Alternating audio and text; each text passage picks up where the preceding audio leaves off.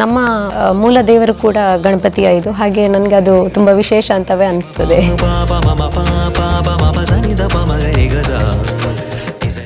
ಸುಮಾರು ಒಂದು 600ಕ್ಕೂ ಹೆಚ್ಚು ಕಾರ್ಯಕ್ರಮಗಳನ್ನು ನೀಡಿರ್ಬೋದು. ಪ್ರತಿ ಪ್ರೋಗ್ರಾಮು ಕೂಡ ನಮಗೆ ಒಂಥರ ಭಯ ಇದ್ದೇ ಇರ್ತದೆ, ಹೇಗೆ ಮಾಡ್ತಾರೋ ಮಕ್ಕಳು, ಯಾವ ರೀತಿ ಪ್ರೆಸೆಂಟ್ ಮಾಡ್ತಾರೋ. ಇನ್ನು ನಮ್ಮ ಪುತ್ತೂರು ಭಾಗದ ಜನ ನೃತ್ಯೋಪಾಸನ ಕಲಾ ಅಕಾಡೆಮಿಯನ್ನ ಎಷ್ಟು ಮೆಚ್ಚಿಕೊಂಡಿದ್ದಾರೆ. ಒಬ್ಳು ಹುಡುಗಿ ವಿದ್ವತ್ ಆಗಿ ತರಗತಿಯನ್ನ ನಡೆಸ್ತಾ ಇದ್ದಾಳೆ, ಅಂದ್ರೆ ಅವಳ ಕಾಲ ಮೇಲೆ ಅವಳು ನಿಂತಿದ್ದಾಳೆ. ಹೀಗೆ ಬಡ ಮಕ್ಕಳಿಗೆ ಸಂಪೂರ್ಣ ಉಚಿತ ಶಿಕ್ಷಣವನ್ನ ನೀಡ್ತಾ ಇದ್ದೇವೆ.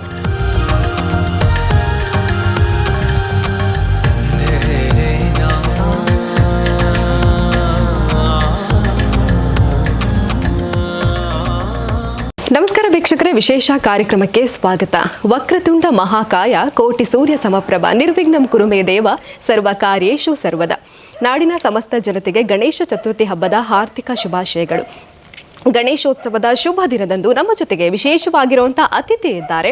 ಇವರು ವಿದ್ಯಾರ್ಥಿಗಳ ಹೆಜ್ಜೆಯನ್ನ ಲಯಬದ್ಧವಾಗಿರುವಂತಹ ತಾಳದ ಹಿಡಿತಕ್ಕೆ ತಂದು ಕುಣಿಸುವಂತಹ ಪ್ರವೀಣೆ. ನಾಟ್ಯ ಅಂತ ಬಂದರೆ ತನ್ನನ್ನೇ ತಾನು ಮರೆತು ನಾಟ್ಯ ಲೋಕದಲ್ಲಿ ವಿಹಾರಿಸುವಂತಹ ನಾಟ್ಯ ಮಯೂರಿ. ಕಲೋಪಾಸನ ನೃತ್ಯ ಕೇಂದ್ರವನ್ನು ತೆರೆದು ಸಾವಿರಾರು ವಿದ್ಯಾರ್ಥಿಗಳನ್ನು ಸೃಷ್ಟಿಸಿರುವಂತಹ ನೃತ್ಯ ಗುರು. 21 ವರ್ಷಗಳ ಜರ್ನಿ, ದೇಶ ವಿದೇಶಗಳಲ್ಲಿ ಹೆಜ್ಜೆ ಹಾಕಿರುವಂತಹ ವಿದೂಷಿ. ಇವರೇ ನೃತ್ಯೋಪಾಸನಾ ಕಲಾ ಕೇಂದ್ರದ ನಿರ್ದೇಶಕರು, ಅದರ ಜೊತೆಗೇನೆ ನೃತ್ಯ ಗುರು ಆಗಿರುವಂತಹ ವಿದೂಷಿ ಶಾಲಿನಿ ಆತ್ಮಭೂಷಣ್ ಅವರು. ಬನ್ನಿವರಣ ಕಾರ್ಯಕ್ರಮಕ್ಕೆ ಸ್ವಾಗತಿಸೋಣ. ನಮಸ್ತೆ ಮೇಡಮ್. ನಮಸ್ತೆ. ಹೇಗಿದ್ದೀರಾ ಮೇಡಮ್? ಆರಾಮ. ಗಣೇಶ ಚತುರ್ಥಿಯ ಶುಭಾಶಯಗಳು ನಿಮಗೆ. ನಿಮಗೂ ಕೂಡ, ಎಲ್ಲ ವೀಕ್ಷಕರಿಗೂ ಕೂಡ. ಓಕೆ, ಗಣೇಶ ಚತುರ್ಥಿ ಅಂತ ಹೇಳಿದ್ರೆ ನಿಮಗೆ ಎಷ್ಟು ಸ್ಪೆಷಲ್ ಅಂತ? ನಮ್ಮ ಒಂದು ಹಬ್ಬ ಅದು. ಖುಷಿ ಆಗತ್ತೆ. ಗಣೇಶ ಚತುರ್ಥಿ ಹಬ್ಬವನ್ನು ಆಚರಿಸುವಂಥದ್ದು ಒಂದು ಸಂಭ್ರಮದ ಇದು ಹಬ್ಬ ನಮಗೆ, ಹಾಗೆ ಖುಷಿ ಆಗತ್ತೆ. ಓಕೆ, ಈ ಬಾರಿಯ ಗಣೇಶ ಚತುರ್ಥಿಗೆ ಎಷ್ಟು ಬ್ಯುಸಿ ಆಗಿದ್ದೀರಾ ಅಂತ? ಕಾರ್ಯಕ್ರಮಗಳು ಇದೆ, ಹಾಗೆ ಬ್ಯುಸಿ ಇದ್ದೀರಾ. ಓಕೆ, ನಿಮ್ಮ ಕಲಾಕೇಂದ್ರದ ಬಗ್ಗೆ ಮಾತನಾಡಬೇಕು. ಅದಕ್ಕಿಂತ ಮುಂಚೆ ನಾನು ಈ ಬಾರಿ ಗಣೇಶ ಚತುರ್ಥಿಗೆ ತುಂಬಾ ಸ್ಪೆಷಲ್ ಆಗಿರುತ್ತೆ ಅನ್ನುವಂಥದ್ದನ್ನು ಹೇಳಿದ್ರಿ, ಹಾಗಾಗಿ ಕೇಳೋದು ಅಂತ ಹೇಳಿದರೆ, ಗಣೇಶ ಅಂತ ಹೇಳಿದರೆ ನಿಮ್ಗೆ ಎಷ್ಟು ಸ್ಪೆಷಲ್ ಅಂತ? ಗಣಪತಿ ಯಾವತ್ತೂ ಸಂಕಷ್ಟ ನಾಶಕ ಅಂತ ಹೇಳಿ ನಾವು ಅವನನ್ನು ಕರಿತೇವೆ. ಹಾಗೆ ನಮ್ಮ ಮೂಲ ದೇವರು ಕೂಡ ಗಣಪತಿಯ ಇದು, ಹಾಗೆ ನನಗೆ ಅದು ತುಂಬ ವಿಶೇಷ ಅಂತವೇ ಅನಿಸ್ತದೆ. ಓಕೆ, ಇವಾಗ ನೃತ್ಯೋಪಾಸನ ಕಲಾ ಕೇಂದ್ರ 21 ವರ್ಷಗಳನ್ನು ಪೂರೈಸಿರುವಂಥದ್ದು. ಇವಾಗ ಎಷ್ಟು ಸ್ಟೂಡೆಂಟ್ಗಳಿದ್ದಾರೆ ಅಂತ ಆ ಒಂದು ಜರ್ನಿಯ ಬಗ್ಗೆ ಹೇಳೋದಾದರೆ? ಸಾಧಾರಣ ಒಂದು 350ಕ್ಕೂ ಹೆಚ್ಚು ವಿದ್ಯಾರ್ಥಿಗಳು ಈಗ ವಿದ್ಯಾರ್ಥಿಗಳಿಗೆ ನೃತ್ಯೋಪಾಸನ ಕಲಾ ಅಕಾಡೆಮಿಯ ವಿದ್ಯಾರ್ಥಿಗಳಾಗಿದ್ದಾರೆ ಈಗ. ಓಕೆ, ನಿಮಗೆ ನೃತ್ಯದ ಒಲವು ಎಷ್ಟು ವರ್ಷದಿಂದ ಬಂತು? ಆ ಒಂದು ಜರ್ನಿಯನ್ನು ಇವಾಗ ನೆನಪು ಮಾಡ್ಕೊಂಡು ಹೇಳೋದಾದರೆ? ಸಾಧಾರಣ ನಾನು 3ನೇ ಕ್ಲಾಸಲ್ಲಿ ಇರುವಾಗ ಬಹುಶಃ ನೃತ್ಯ ತರಗತಿಗೆ ಸೇರಿದೆ. ಅಂದರೆ ಶಾಲೆಯಲ್ಲಿ ನಮ್ಮ ಟೀಚರ್ ಒಬ್ಬರಿದ್ದರು, ಪ್ರೇಮ ಟೀಚರ್ ಅಂತ ಹೇಳಿ. ಅವರು ಈ ಬುಲ್ಬುಲ್ ಗೈಡ್ಸ್ ಇದರಲ್ಲಿ ನಮ್ಮನ್ನು ರೆಡಿ ಮಾಡ್ತಾಯಿದ್ರು ಬೇರೆ ಬೇರೆ ಡ್ಯಾನ್ಸ್ ಪ್ರೋಗ್ರಾಮ್ಸಿಗೆ. ಆವಾಗ ಅವರು ನನ್ನ ತಂದೆಯವರ ಹತ್ರ ಹೇಳಿದರು, ಯಾಕೆ ಇವಳನ್ನು ಡ್ಯಾನ್ಸ್ ಕ್ಲಾಸಿಗೆ ಸೇರಿಸಬಾರ್ದು ಅಂತ ಹೇಳಿ. ಹಾಗೆ ಅವರು ಹೇಳಿದ ಕಾರಣ ನನ್ನ ತಂದೆಯವರು ಸೇರಿಸಿದ್ರು. ಮತ್ತು ನನಗೂ ಅದು ತುಂಬ ಇಷ್ಟ ಇತ್ತು. ಅವ್ರು ಹೇಳಿದ್ದು ಒಂದು ಕಾರಣ ಕೂಡ ಆಯಿತು ಡ್ಯಾನ್ಸ್ ಕ್ಲಾಸಿಗೆ ಸೇರಲಿಕ್ಕೆ. ಹಾಗೆ ಎಲ್ಲ ಕಾರ್ಯಕ್ರಮಗಳಲ್ಲೂ ಭಾಗಿಯಾಗ್ತಾ ಇದ್ರಿ? ಶಾಲೆಯಲ್ಲಿ ನಡೆಸ್ತಾ ಇರುವಂತಹ ಬೇರೆ ಬೇರೆ, ಅಂದರೆ ಈಗ ಸಣ್ಣ ಪುಟ್ಟ ಕಾರ್ಯಕ್ರಮಗಳು, ಸ್ವಾತಂತ್ರ್ಯೋತ್ಸವದಲ್ಲಿ ಬೇರೆ ಬೇರೆ ಕಾರ್ಯಕ್ರಮಗಳಲ್ಲಿ ಮಾಡ್ತಾ ಇರ್ತಾರೆ ಸ್ಕೂಲ್ ಡೇಯಲ್ಲಿ. ಆವಾಗ ನನ್ನನ್ನು ಅವರು ಯಾವಾಗಲೂ ಸೇರಿಸ್ತಾ ಇದ್ರು ಡ್ಯಾನ್ಸಿಗೆ. ಹಾಗೆ ನನಗೆ ಅದು ಇಂಟ್ರೆಸ್ಟ್ ಬರಲಿಕ್ಕೆ ಕಾರಣ ಆಯಿತು. ಅದನ್ನು ಕ್ರಮಬದ್ಧವಾಗಿ ಕಲಿಯಲಿಕ್ಕೆ ಅವರೇ, ಅಂದರೆ ಸೇರ್ಲಿಕ್ಕೆ ಅವರು ಹೇಳಿದ್ರು ಡ್ಯಾನ್ಸ್ ಕ್ಲಾಸಿಗೆ, ಹಾಗೆ ನಾನು ಸೇರುವ ಹಾಗೆ ಆಯಿತು. ಓಕೆ, ನೃತ್ಯದ ವಿಚಾರ ಅಂತ ಹೇಳಿದರೆ ನಂಬರ್ 1 ಅಲ್ಲಿದ್ದೀರಾ, ಹಾಗಾಗಿ ಎಜುಕೇಷನಲ್ಲಿ ಹೇಗಿತ್ತು ಅಂತ? ಎಜುಕೇಷನ್ ಅಂದರೆ ನಾನು ಅಷ್ಟು ಒಂದು 90 above% ತಗೊಳ್ತಾ ಇದ್ದಂಥ ಹುಡುಗಿ ಅಲ್ಲ. ಜಸ್ಟ್ ಫಸ್ಟ್ ಕ್ಲಾಸ್ ಹಾಗೆ ಬರ್ತಾ ಇದ್ದೆ. ಇದು ನನಗೆ ಪೂರಕ ಆಯಿತು ಅಂತ ಖಂಡಿತ ನಾನು ಹೇಳ್ಬೋದು. ನೃತ್ಯ ಕಲಿಕೆ ಅನ್ನೋದು ನನ್ನ ಸ್ಟಡೀಸಿಗೆ ಪೂರಕ ಆಯಿತು ಅಂತ ಹೇಳಿ ನಾನು ಖಂಡಿತ ಆತ್ಮವಿಶ್ವಾಸದಿಂದ ಹೇಳಲಿಕ್ಕೆ ಇಚ್ಛೆ ಪಡ್ತೇನೆ. ಓಕೆ, ನಿಮ್ಮ ಬಾಲ್ಯ, ಅದರ ಜೊತೆಗೆ ನಿಮ್ಮ ಪೇರೆಂಟ್ಸ್ ಬಗ್ಗೆ ಹೇಳೋದಾದರೆ, ನಿಮ್ಮ ಹುಟ್ಟು ಎಲ್ಲಿ ಆಗಿದ್ದು ಅದರ ಬಗ್ಗೆ ಸ್ವಲ್ಪ ಹೇಳು. ನನ್ನ ತಂದೆಯವರು ಉಪನ್ಯಾಸಕರಾಗಿದ್ದರು, ಕನ್ನಡ ಲೆಕ್ಚರರ್ ಆಗಿದ್ದರು, SR ಪಾಡಿ ಅಂತ ಹೇಳಿ. ಅವರು ತಾಯಿಯವರು ಇದು SR ವೆಂಕಟೇಶ್ವರಿ ಪಾಡಿ ಅಂತ ಹೇಳಿ.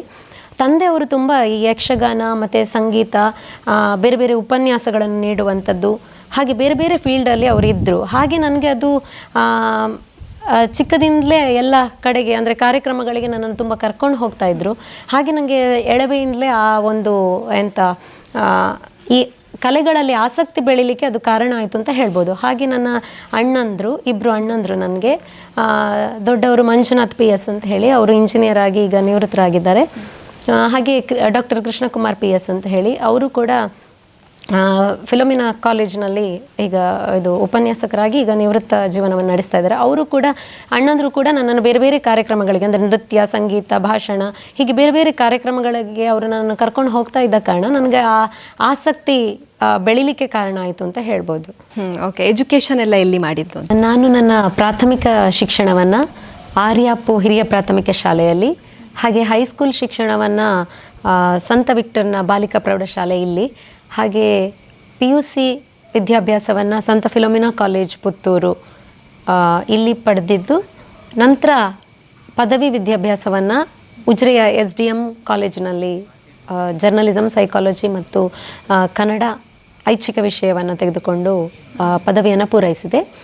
ಆ ಬಳಿಕ ನಾನು ಮೈಸೂರು ಮುಕ್ತ ವಿಶ್ವವಿದ್ಯಾನಿಲಯದಿಂದ ಪತ್ರಿಕೋದ್ಯಮ ಸ್ನಾತಕೋತ್ತರ ಪದವಿ, ಹಾಗೆ ಮಂಗಳೂರಿನ ಮುಕ್ತ ವಿಶ್ವವಿದ್ಯಾಲಯದಿಂದ ಕನ್ನಡದಲ್ಲಿ MA ಪದವಿ, ಹಾಗೆ ಚಿದಂಬರಮ್ಮಿನ ಅಣ್ಣಾಮಲೈ ಯೂನಿವರ್ಸಿಟಿಯಿಂದ MFA ಅಂದರೆ ಭರತನಾಟ್ಯದಲ್ಲಿ MAಯನ್ನು ಪೂರೈಸಿದೆ. ಓಕೆ, ಇವಾಗ ನೃತ್ಯೋಪಾಸನ ಕಲಾಕೇಂದ್ರ ಅನ್ನುವಂಥದ್ದು 21 ವರ್ಷಗಳ ಜರ್ನಿಯನ್ನು ಕಂಡಿರುವಂಥದ್ದು. ಪ್ರಾರಂಭದ ದಿನಗಳು ಹೇಗಿತ್ತು? ನಾನು ಒಂದು ಕಲಾಕೇಂದ್ರವನ್ನು ಪ್ರಾರಂಭ ಮಾಡಬೇಕು ಅನ್ನೋವಂಥದ್ದು ಯಾಕಾಗಿ, ಹೇಗೆ ಆ ಒಂದು ಹುಟ್ಟು ಆಗಿದ್ದು ಅಂತ?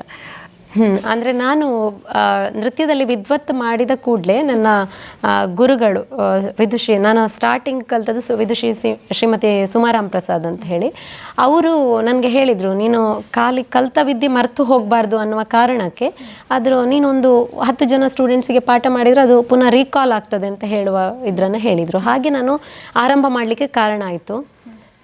ಆರಂಭದಲ್ಲಿ ಕೇವಲ ಒಂದು ವರ್ಷಗಳಷ್ಟು ಸಮಯ ನನ್ನ ಹತ್ರ ಕೇವಲ ಒಬ್ಬಳು ವಿದ್ಯಾರ್ಥಿ ಇದ್ದದ್ದು. ಆವಾಗ ನಂಗೆ ಅನಿಸಿತ್ತು, ಬೇಡ ಇತ್ತು ಇದು ನನಗೆ ಅಂತ ಅನಿಸಿತ್ತು. ಆದರೆ ಮುಂದೆ ವಿದ್ಯಾರ್ಥಿಗಳು ಅಂದರೆ ಪ್ರಚಾರ ಆಯಿತು, ಹಾಗೆ ವಿದ್ಯಾರ್ಥಿಗಳು ಸೇರಲಿಕ್ಕೆ ಶುರು ಮಾಡಿದರು.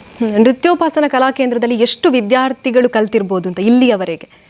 ಸಾಧಾರಣ ಒಂದು 2010 ಅಂದರೆ ಈಗ ಡಾನ್ಸ್ ಬಿಟ್ಟವರು ಕೂಡ ಸೇರಿದ್ರೆ 2000 ಚಿಲ್ಲರೆ ಮಕ್ಕಳು ಕಲ್ತಿರ್ಬೋದು ಅಂತ ಅನಿಸ್ತದೆ ನನಗೆ. ಕಾಂಟ್ಯಾಕ್ಟ್ ಅಲ್ಲಿ ಇದ್ದಾರಾ? ಎಲ್ಲರೂ ಇದ್ದಾರೆ, ಖಂಡಿತ. ಅದೊಂದು ಖುಷಿಯ ವಿಷಯವನ್ನು ನಿಮ್ಮ ಹತ್ರ ಹಂಚಿಕೊಳ್ಳೇಬೇಕು. ಅಂದರೆ ನಾವು ಎಲ್ಲಿಯೋ ಒಂದು ಬೇರೆ ಊರಿಗೆ ಹೋದಾಗ ಕೂಡ ನಮ್ಮನ್ನು ಕಂಡು ಅವರು ಓಡಿ ಬಂದು ನಮಸ್ಕಾರ ಮಾಡಿ ನಾನು ನಿಮ್ಮ ವಿದ್ಯಾರ್ಥಿ ಆಗಿದ್ದೆ ಅಂತ ಹೇಳುವ ಕೆಲವರನ್ನು ನಮಗೆ ಪರಿಚಯವೇ ಇರುವುದಿಲ್ಲ, ಮುಖ ಪರಿಚಯ ಕೂಡ, ಅಂದರೆ ತುಂಬ ಬದಲಾವಣೆ ಹೊಂದಿರ್ತಾರೆ ಅವರು. ಆಗುವ ಒಂದು ಖುಷಿ ಉಂಟಲ್ಲ, ಅದು ಕೋಟಿ ರೂಪಾಯಿ ಕೊಟ್ಟರು ಸಿಗ್ಲಿಕ್ಕಿಲ್ಲ ಅಂತ ನನ್ನ ಒಂದು ಭಾವನೆ. ಓಕೆ, ನೃತ್ಯ ಗುರುಗಳು ಹೇಳಿದ್ದಕ್ಕೋಸ್ಕರ ಅಕಾಡೆಮಿ ಪ್ರಾರಂಭ ಮಾಡಿದ್ರಿ ಅನ್ನೋವಂಥದ್ದು, ಇಲ್ಲದಿದ್ದರೆ ಏನಾಗಬೇಕು ಅನ್ನೋ ಕನಸಿತ್ತು? ಆ್ಯಕ್ಚುಲಾಗಿ ನಾನು PUCಯಲ್ಲಿ ವಿಜ್ಞಾನದ ವಿದ್ಯಾರ್ಥಿನಿ ಆಗಿದ್ದೆ. ನನಗೆ ಒಂದು BMS ಡಾಕ್ಟರ್ ಆಗಬೇಕು ಅಂತ ಇತ್ತು. ಆದರೆ ಅಚಾನಕ್ಕಾಗಿ ಈ ಫೀಲ್ಡಿಗೆ ಬಂದೆ. ಅಂದರೆ ನಾನು PUCಯಲ್ಲಿ ವಿಜ್ಞಾನದ ಇದಾಗಿದ್ದರೂ ಕೂಡ ಪದವಿಗೆ ಬರುವಾಗ ನಾನು ಜರ್ನಲಿಸಮ್, ಸೈಕಾಲಜಿ ಮತ್ತು ಕನ್ನಡ ಆಪ್ಷನಲ್ ವಿಷಯವನ್ನು ಆಯ್ದುಕೊಂಡೆ. ಅಲ್ಲಿ ಪದವಿಗೆ ಬರುವಾಗ ನಾನು ಜರ್ನಲಿಸಮ್ ಫೀಲ್ಡಿಗೆ ಹೋಗಬೇಕು ಅಂತ ಇತ್ತು ನನಗೆ. ಆದರೆ ಮುಂದೆ ಈ ನೃತ್ಯ ಫೀಲ್ಡಿಗೆ ಬರುವ ಹಾಗೆ ಆಯಿತು. ಅದೇನೋ ದೇವರ ಇದು ಇರಬೇಕು, ಅನುಗ್ರಹ ಇರಬೇಕು ಅಂತ ಅಂದ್ಕೊಳ್ತೇನೆ. ಓಕೆ, ಎಷ್ಟು ತೃಪ್ತಿ ಇದೆ ಇವಾಗ? ಖಂಡಿತ ಇದೆ. ನನಗೆ ಈ ಫೀಲ್ಡಿಗೆ ಬಂದಿರೋದಕ್ಕೆ ಖಂಡಿತ ಒಂದು ಖುಷಿ ಇದೆ. ಏನು ಅನಿಸ್ತದೆ ನನಗೆ ಅಂತ ಹೇಳಿದರೆ, ಇದರಲ್ಲಿ ಸಿಗುವಂತಹ ಆತ್ಮತೃಪ್ತಿ ಬೇರೆ ಇದರಲ್ಲಿ ಸಿಗಲಿಕ್ಕೆ ಸಾಧ್ಯ ಇಲ್ಲ ಅಂತ ನನಗೆ ಅನಿಸೋದು. ಅಂದರೆ ಈಗ ಎಲ್ಲ ವಿದ್ಯಾರ್ಥಿಗಳ ಆ ಒಂದು ಪ್ರೀತಿ, ವಿದ್ಯಾರ್ಥಿಗಳಿಂದ ನಮಗೆ ಸಿಗುವಂತಹ ಪ್ರೀತಿ ಆಗಿರ್ಬೋದು, ಅಥವಾ ಜನ ನಮ್ಮನ್ನು ಗುರುತಿಸುವಂಥದ್ದು, ಅದು ಕಂಡಾಗ ನನಗೆ ಹಾಗೆ ಅನ್ನಿಸ್ತದೆ. ಓಕೆ, ಇವಾಗ ನೃತ್ಯೋಪಾಸನ ಕಲಾಕೇಂದ್ರ ಅನ್ನುವಂಥದ್ದು ಈಗ ಸದ್ಯದ ಮಟ್ಟಿಗೆ ಎಲ್ಲರಿಗೂ ಗೊತ್ತಿದೆ, ಹೇಳಬೇಕು ಅಂತ ಇಲ್ಲ. ಹಾಗಾಗಿ ಹೇಳೋದು ಅಂತ ಇದ್ದರೆ, ಇವಾಗ ಸ್ಟಾರ್ಟಿಂಗಲ್ಲಿ ಹೆತ್ತವರು ಏನು ಹೇಳಿದರು ಅಂತ, ನಾನು ಈ ಥರ ಮಾಡ್ತಿದ್ದೀನಿ, ಮಾಡೋದಕ್ಕೆ ಪ್ರಾರಂಭ ಮಾಡ್ತೀನಿ ಅಂತ ಹೇಳಿದಾಗ ಅವರ ಕಡೆಯಿಂದ ಸಪೋರ್ಟ್ ಹೇಗಿತ್ತು, ಏನು ಹೇಳಿದರು ಅಂತ? ಖಂಡಿತ ಈ ಪೇರೆಂಟ್ಸ್ಗಳ ಸಪೋರ್ಟ್ ನಾನು ಮೆಚ್ಚಲೇಬೇಕು. ನನಗೆ ಪೋಷಕರ ಇದು ಸಪೋರ್ಟ್ ತುಂಬ ಇದೆ. ಆರಂಭದಿಂದ ಕೂಡ ಬೇರೆ ಬೇರೆ ನಾವಂದರೆ ಅಡ್ವರ್ಟೈಸ್ಮೆಂಟ್ ಹಾಗೆ ಕೊಡ್ತಾ ಇರಲಿಲ್ಲ. ಇದು ಬಾಯಿಂದ ಬಾಯಿಗೆ ಪ್ರಚಾರ ಆಗಿ ಈ ವಿದ್ಯಾರ್ಥಿಗಳು ಸೇರುವಂಥದ್ದು. ನನಗೊಂದು ಏನು ಅನಿಸೋದು ಅಂತ ಹೇಳಿದರೆ, ನಾವು ನಿಷ್ಠೆಯಿಂದ ಯಾವುದೇ ಕೆಲಸವನ್ನು ಮಾಡಿದರೂ ಕೂಡ ಅದಕ್ಕೆ 100ರಷ್ಟು ಫಲಿತಾಂಶ ಸಿಕ್ಕೇ ಸಿಗ್ತದೆ ಅಂತ ಹೇಳಿ. ಪೋಷಕರು ತುಂಬ ಅಂದರೆ ಅವರಿಗೂ ಈ ಅವರ ಮಕ್ಕಳು ಬೆಳೆಯುವ ಇದರಲ್ಲಿ ಅವರು ಕೂಡ ನನ್ನನ್ನು ಅಂದರೆ ಸಪೋರ್ಟ್ ತುಂಬ ಮಾಡ್ತಾ ಇದ್ದಾರೆ. ವೀಕ್ಷಕರೇ, ಶಾಲಿನಿ ಆತ್ಮಭೂಷಣ್ ಮೇಡಮ್ ಜೊತೆ ಇನ್ನಷ್ಟು ವಿಚಾರಗಳನ್ನ ಮಾತಾಡ್ತೀವಿ ಸಣ್ಣ ವಿರಾಮದ ಬಳಿಕ. ಎಟಿಎಂ ಕಾರ್ಡ್ ಮರೆತು ಬಂದೆ, ಅರ್ಜೆಂಟ್ ಆಗಿ ಎಟಿಎಂ ನಿಂದ ಹಣ ಬೇಕಿತ್ತು, ಅಯ್ಯೋ ಏನ್ ಮಾಡೋದು ಈಗ ಅಂತ ಯೋಚಿಸ್ತಿದ್ದೀರಾ? ಚಿಂತೆ ಬಿಟ್ಟು ಬಿಡಿ, ಪುತ್ತೂರು ಒನ್ ಎಟಿಎಂಗೆ ಬನ್ನಿ. ನಿಮ್ಮ ಮೊಬೈಲ್ ನಲ್ಲಿರೋ Google pay, phone pay, Paytm scanner ಬಳಸಿ ಕಾರ್ಡ್ ಇಲ್ಲದೆಯೇ ಸುಲಭವಾಗಿ ಹಣ ವಿತ್ಡ್ರಾ ಮಾಡಿ. ಹಣ ತೆಗೆಯುವುದು ಮಾತ್ರವಲ್ಲ, ಹಣ ಡೆಪಾಸಿಟ್ ವ್ಯವಸ್ಥೆಯೂ ಲಭ್ಯ. ಈಸಿಯಾಗಿ ಭೀಮ್ ಆಪ್ ಮೂಲಕ ಅಕೌಂಟ್ ಲಿಂಕ್ ಮಾಡಿ Canara bank, bank of Baroda, south India bank, Indian bank, federal bank, central bank, Axis bank, union bank, corporation bank ಹೀಗೆ ಒಟ್ಟು 13 ಬ್ಯಾಂಕ್ ಖಾತೆಗಳಿಗೆ ಒಂದೇ ಎಟಿಎಂ ಮೂಲಕ ಈಸಿಯಾಗಿ ಯುಪಿಐ ಸ್ಕ್ಯಾನ್ ಮೂಲಕ ಡೆಪಾಸಿಟ್ ಮಾಡುವ ವ್ಯವಸ್ಥೆ. ಪುತ್ತೂರಿನ ಕೇಂದ್ರ ಭಾಗಗಳಾದ 3 ಕಡೆ ನಮ್ಮ ಎಟಿಎಂ ಸೌಲಭ್ಯ. ಗಾಂಧಿ ಕಟ್ಟೆ ಬಳಿ ಕೆಎಸ್ಆರ್ಟಿಸಿ ಕಮರ್ಷಿಯಲ್ ಬಿಲ್ಡಿಂಗ್ ನ ಫಸ್ಟ್ ಫ್ಲೋರ್, ಪುತ್ತೂರು ಮುಖ್ಯ ರಸ್ತೆಯ ಹರಿಪ್ರಸಾದ್ ಹೋಟೆಲ್ ಎದುರುಗಡೆ. ಇದರೊಂದಿಗೆ ಸುಳ್ಯದ ಕೆಎಸ್ಆರ್ಟಿಸಿ ಬಸ್ ನಿಲ್ದಾಣದಲ್ಲಿಯೂ ಸೇವೆ ನೀಡುತ್ತಿರುವ easy ATM. Puttur one ATM ಬಳಸಿ ಸುಲಭವಾಗಿ ಹಣ ಪಡೆಯಿರಿ, ಹಣ ಡೆಪಾಸಿಟ್ ಕೂಡ ಮಾಡಿ. ವಿರಾಮದ ಬಳಿಕ ಮತ್ತೆ ಕಾರ್ಯಕ್ರಮಕ್ಕೆ ಸ್ವಾಗತ. ಮೇಡಮ್, ನಾವು ಮಾತಾಡ್ತಾ ಇದ್ವಿ, ನೀವು ಇಲ್ಲಿಯವರೆಗೆ ಎಷ್ಟು ಗುರುಗಳ ಗರಡಿಯಲ್ಲಿ ಪಳಗಿದ್ದೀರಾ ಅಂತ? ಸುಮಾರು 4 ರಿಂದ 5 ಜನ ಗುರುಗಳ ಹತ್ರ ಕಲ್ತಿದ್ದೇನೆ. ಆರಂಭದಲ್ಲಿ ವಿದುಷಿ ಶ್ರೀಮತಿ ಸುಮಾ ರಾಮ್ ಪ್ರಸಾದ್ ಅಂತ ಹೇಳಿ ಶಾರದಾ ಕಲಾ ಕೇಂದ್ರ ಟ್ರಸ್ಟ್ ಪುತ್ತೂರು, ಅಲ್ಲಿ ನಾನು ನನ್ನ ವಿದ್ವತ್ವರೆಗಿನ ಶಿಕ್ಷಣವನ್ನು ತರಬೇತಿಯನ್ನು ಪಡೆದೆ. ಹಾಗೆ ವಿದ್ವಾನ್ ಅವರ ತಮ್ಮ ವಿದ್ವಾನ್ ಸುದರ್ಶನ್ ML ಅಂತ ಅವ್ರ ಹತ್ರ ಕಲಿತೆ. ಆ ಬಳಿಕ ನಾನು ಮಂಗಳೂರಿನ ನೃತ್ಯ ಭಾರತೀಯ ಕದ್ರಿ ಇದರ ವಿದುಷಿ ಗೀತಾ ಸರಳಾಯ ಇವರ ಬಳಿ ನೃತ್ಯ ಅಭ್ಯಾಸವನ್ನು ಮುಂದುವರಿಸಿದೆ. ಅವರು ಒಂದು ಬಬ್ರುವಾಹನ ಅಂತ ನೃತ್ಯ ನಾಟಕವನ್ನು ಮಾಡ್ತಾ ಇದ್ದರು. ಅದಕ್ಕೆ ಕಾಲ್ಫರ್ ಆಗಿತ್ತು. ಅದನ್ನು ನೋಡಿ ನಾನು ಅಲ್ಲಿಗೆ ಜಾಯ್ನ್ ಆದೆ, ಅವ್ರ ಹತ್ರ ಜಾಯ್ನ್ ಆದೆ. ಹಾಗೆ ಅಲ್ಲಿ ಕಂಟಿನ್ಯೂ ಮಾಡಿದೆ ನನ್ನ ಜರ್ನಿಯನ್ನು. ಆ ಬಳಿಕ ನಾನು ಇಡೀ ನಮ್ಮ ಮಂಗಳೂರಿನ ಅಥವಾ ದಕ್ಷಿಣ ಕನ್ನಡ ಮತ್ತು ದೇಶಕ್ಕೆ ಅಂತ ಹೇಳ್ಬೋದು, ಪಂದನಲ್ಲೂರು ಶೈಲಿಯ ನೃತ್ಯವನ್ನು ಪ್ರಸರಿಸಿದಂತಹ ಕರ್ನಾಟಕ ಕಲಾಶ್ರೀ ಶಾಂತಲಾ ಪ್ರಶಸ್ತಿ ಪುರಸ್ಕೃತ ನೃತ್ಯ ಗುರು ಉಳ್ಳಾಲ ಮೋಹನ್ ಕುಮಾರ್ ಅವರ ಹತ್ರ ನೃತ್ಯಾಭ್ಯಾಸವನ್ನು ಮುಂದುವರಿಸಿದೆ. ಹಾಗೆ ಅವರ ಪುತ್ರಿ ರಾಜಶ್ರೀ ಶೆಣೈ ಅಂತ ಅವ್ರ ಹತ್ರ ಕಲಿತೆ. ಹಾಗೆಯೇ ಬೆಂಗಳೂರಿನ ಬಿ ಭಾನುಮತಿ ಮತ್ತು ಶೀಲಾ ಚಂದ್ರಶೇಖರ್ ಅಂತ ಅವ್ರ ಹತ್ರ ಅಭಿನಯ ಪಾಠಕ್ಕೆ ನಾನು ಹೋಗ್ತಾ ಇದ್ದೆ. ಓಕೆ, ಇಲ್ಲಿಯವರೆಗೆ ಎಷ್ಟು ವೇದಿಕೆಗಳಲ್ಲಿ ಕಾರ್ಯಕ್ರಮ ಕೊಟ್ಟಿರ್ಬೋದು? ಲೆಕ್ಕ ಇಲ್ಲ, ಬಟ್ ಒಂದು ಅಂದಾಜು ಹೇಳೋದಾದ್ರೆ ಸುಮಾರು ಒಂದು 600ಕ್ಕೂ ಹೆಚ್ಚು ಕಾರ್ಯಕ್ರಮಗಳನ್ನು ನೀಡಿರ್ಬೋದು. ಓಕೆ, ವಿದ್ಯಾರ್ಥಿಗಳನ್ನು ಕರ್ಕೊಂಡು ಹೋಗಿ ಫಸ್ಟ್ ವೇದಿಕೆಯನ್ನು ಕೊಟ್ಟಂತ ನೆನಪಿದೆಯಾ ನಿಮಗೆ? ಖಂಡಿತ ನೆನಪಿದೆ. ಅದು ನಮ್ಮ ವಾರ್ಷಿಕೋತ್ಸವವೇ, ನೃತ್ಯ ತರಗತಿಯ ವಾರ್ಷಿಕೋತ್ಸವವನ್ನು ಮೊದಲನೇದಾಗಿ ಮಾಡಿದ್ದು ಪುತ್ತೂರಲ್ಲೇ ಮಾಡಿರೋ. ಭಯ ಇತ್ತು ಹೇಗಾಗ್ಬೋದು ಅನ್ನುವಂಥದ್ದೆಲ್ಲ ಖಂಡಿತ ಇರ್ತದಲ್ವಾ. ಆರಂಭ ಅಂತ ಹೇಳಿದಾಗ ಭಯ ಇರುವಂಥದ್ದೇ. ಮತ್ತು ನಾವು ಯಾವತ್ತೂ ವಿದ್ಯಾರ್ಥಿಗಳೇ ಆಗಿರ್ತೇವೆ, ಟೀಚರ್ಸ್ ಅನ್ನುವರು ಯಾವತ್ತೂ ವಿದ್ಯಾರ್ಥಿಗಳಾಗಿ. ಹಾಗೆ ನಮಗೆ ಪ್ರತಿ ಒಂದು ಮೊದಲನೇ ಪ್ರೋಗ್ರಾಮ್ ಅಂತಲ್ಲ, ಪ್ರತಿ ಪ್ರೋಗ್ರಾಮು ಕೂಡ ನಮಗೆ ಒಂಥರ ಭಯ ಇದ್ದೇ ಇರ್ತದೆ. ಹೇಗೆ ಮಾಡ್ತಾರೋ ಮಕ್ಕಳು, ಯಾವ ರೀತಿ ಪ್ರೆಸೆಂಟ್ ಮಾಡ್ತಾರೋ ಹೇಳುವಂತಹ ಭಯ ಇದ್ದೇ ಇರ್ತದೆ. ಎಷ್ಟು ಕೊಟ್ಟಿದ್ದಾರೆ ಅವತ್ತು? ತೊಂದರೆ ಇಲ್ಲ, ನನ್ನ ಮಟ್ಟಿಗೆ ಚೆನ್ನಾಗೇ ಮಾಡಿದ್ದಾರೆ ಮಕ್ಕಳು. ಓಕೆ, ನಿರಂತರವಾಗಿ ಎಷ್ಟು ಗಂಟೆಗಳ ಕಾಲ ನೃತ್ಯವನ್ನು ಕೊಟ್ಟಿದ್ದೀರಾ? ಯಾವ ವೇದಿಕೆಯಲ್ಲಿ? ಅದನ್ನೊಂದು ನೆನಪು ಮಾಡ್ಕೊಳ್ಬೋದಾ? ಹಾಗೆ ಹೇಳೋದಿದ್ರೆ ಅಂದರೆ ಕಾರ್ಯಕ್ರಮ ಹೆಚ್ಚಾಗಿ ಇರುವಂಥದ್ದು 2 ಗಂಟೆ, 2 ರಿಂದ 3 ಗಂಟೆ ಇರುವಂಥದ್ದು. ಅದ ಕಾರಣ 3 ಗಂಟೆ ಹೊತ್ತು ಪ್ರೋಗ್ರಾಮ್ ಎಲ್ಲ ನಾವು ಬ್ರಹ್ಮ ಕಲಶದ ಪ್ರೋಗ್ರಾಮ್ ಆ ಥರ ಇದ್ದಾಗ ಕೊಡ್ತೇವೆ. ಓಕೆ, 3 ಗಂಟೆ ಮ್ಯಾಕ್ಸಿಮಮ್ ಅಂದರೆ 3 ಗಂಟೆ.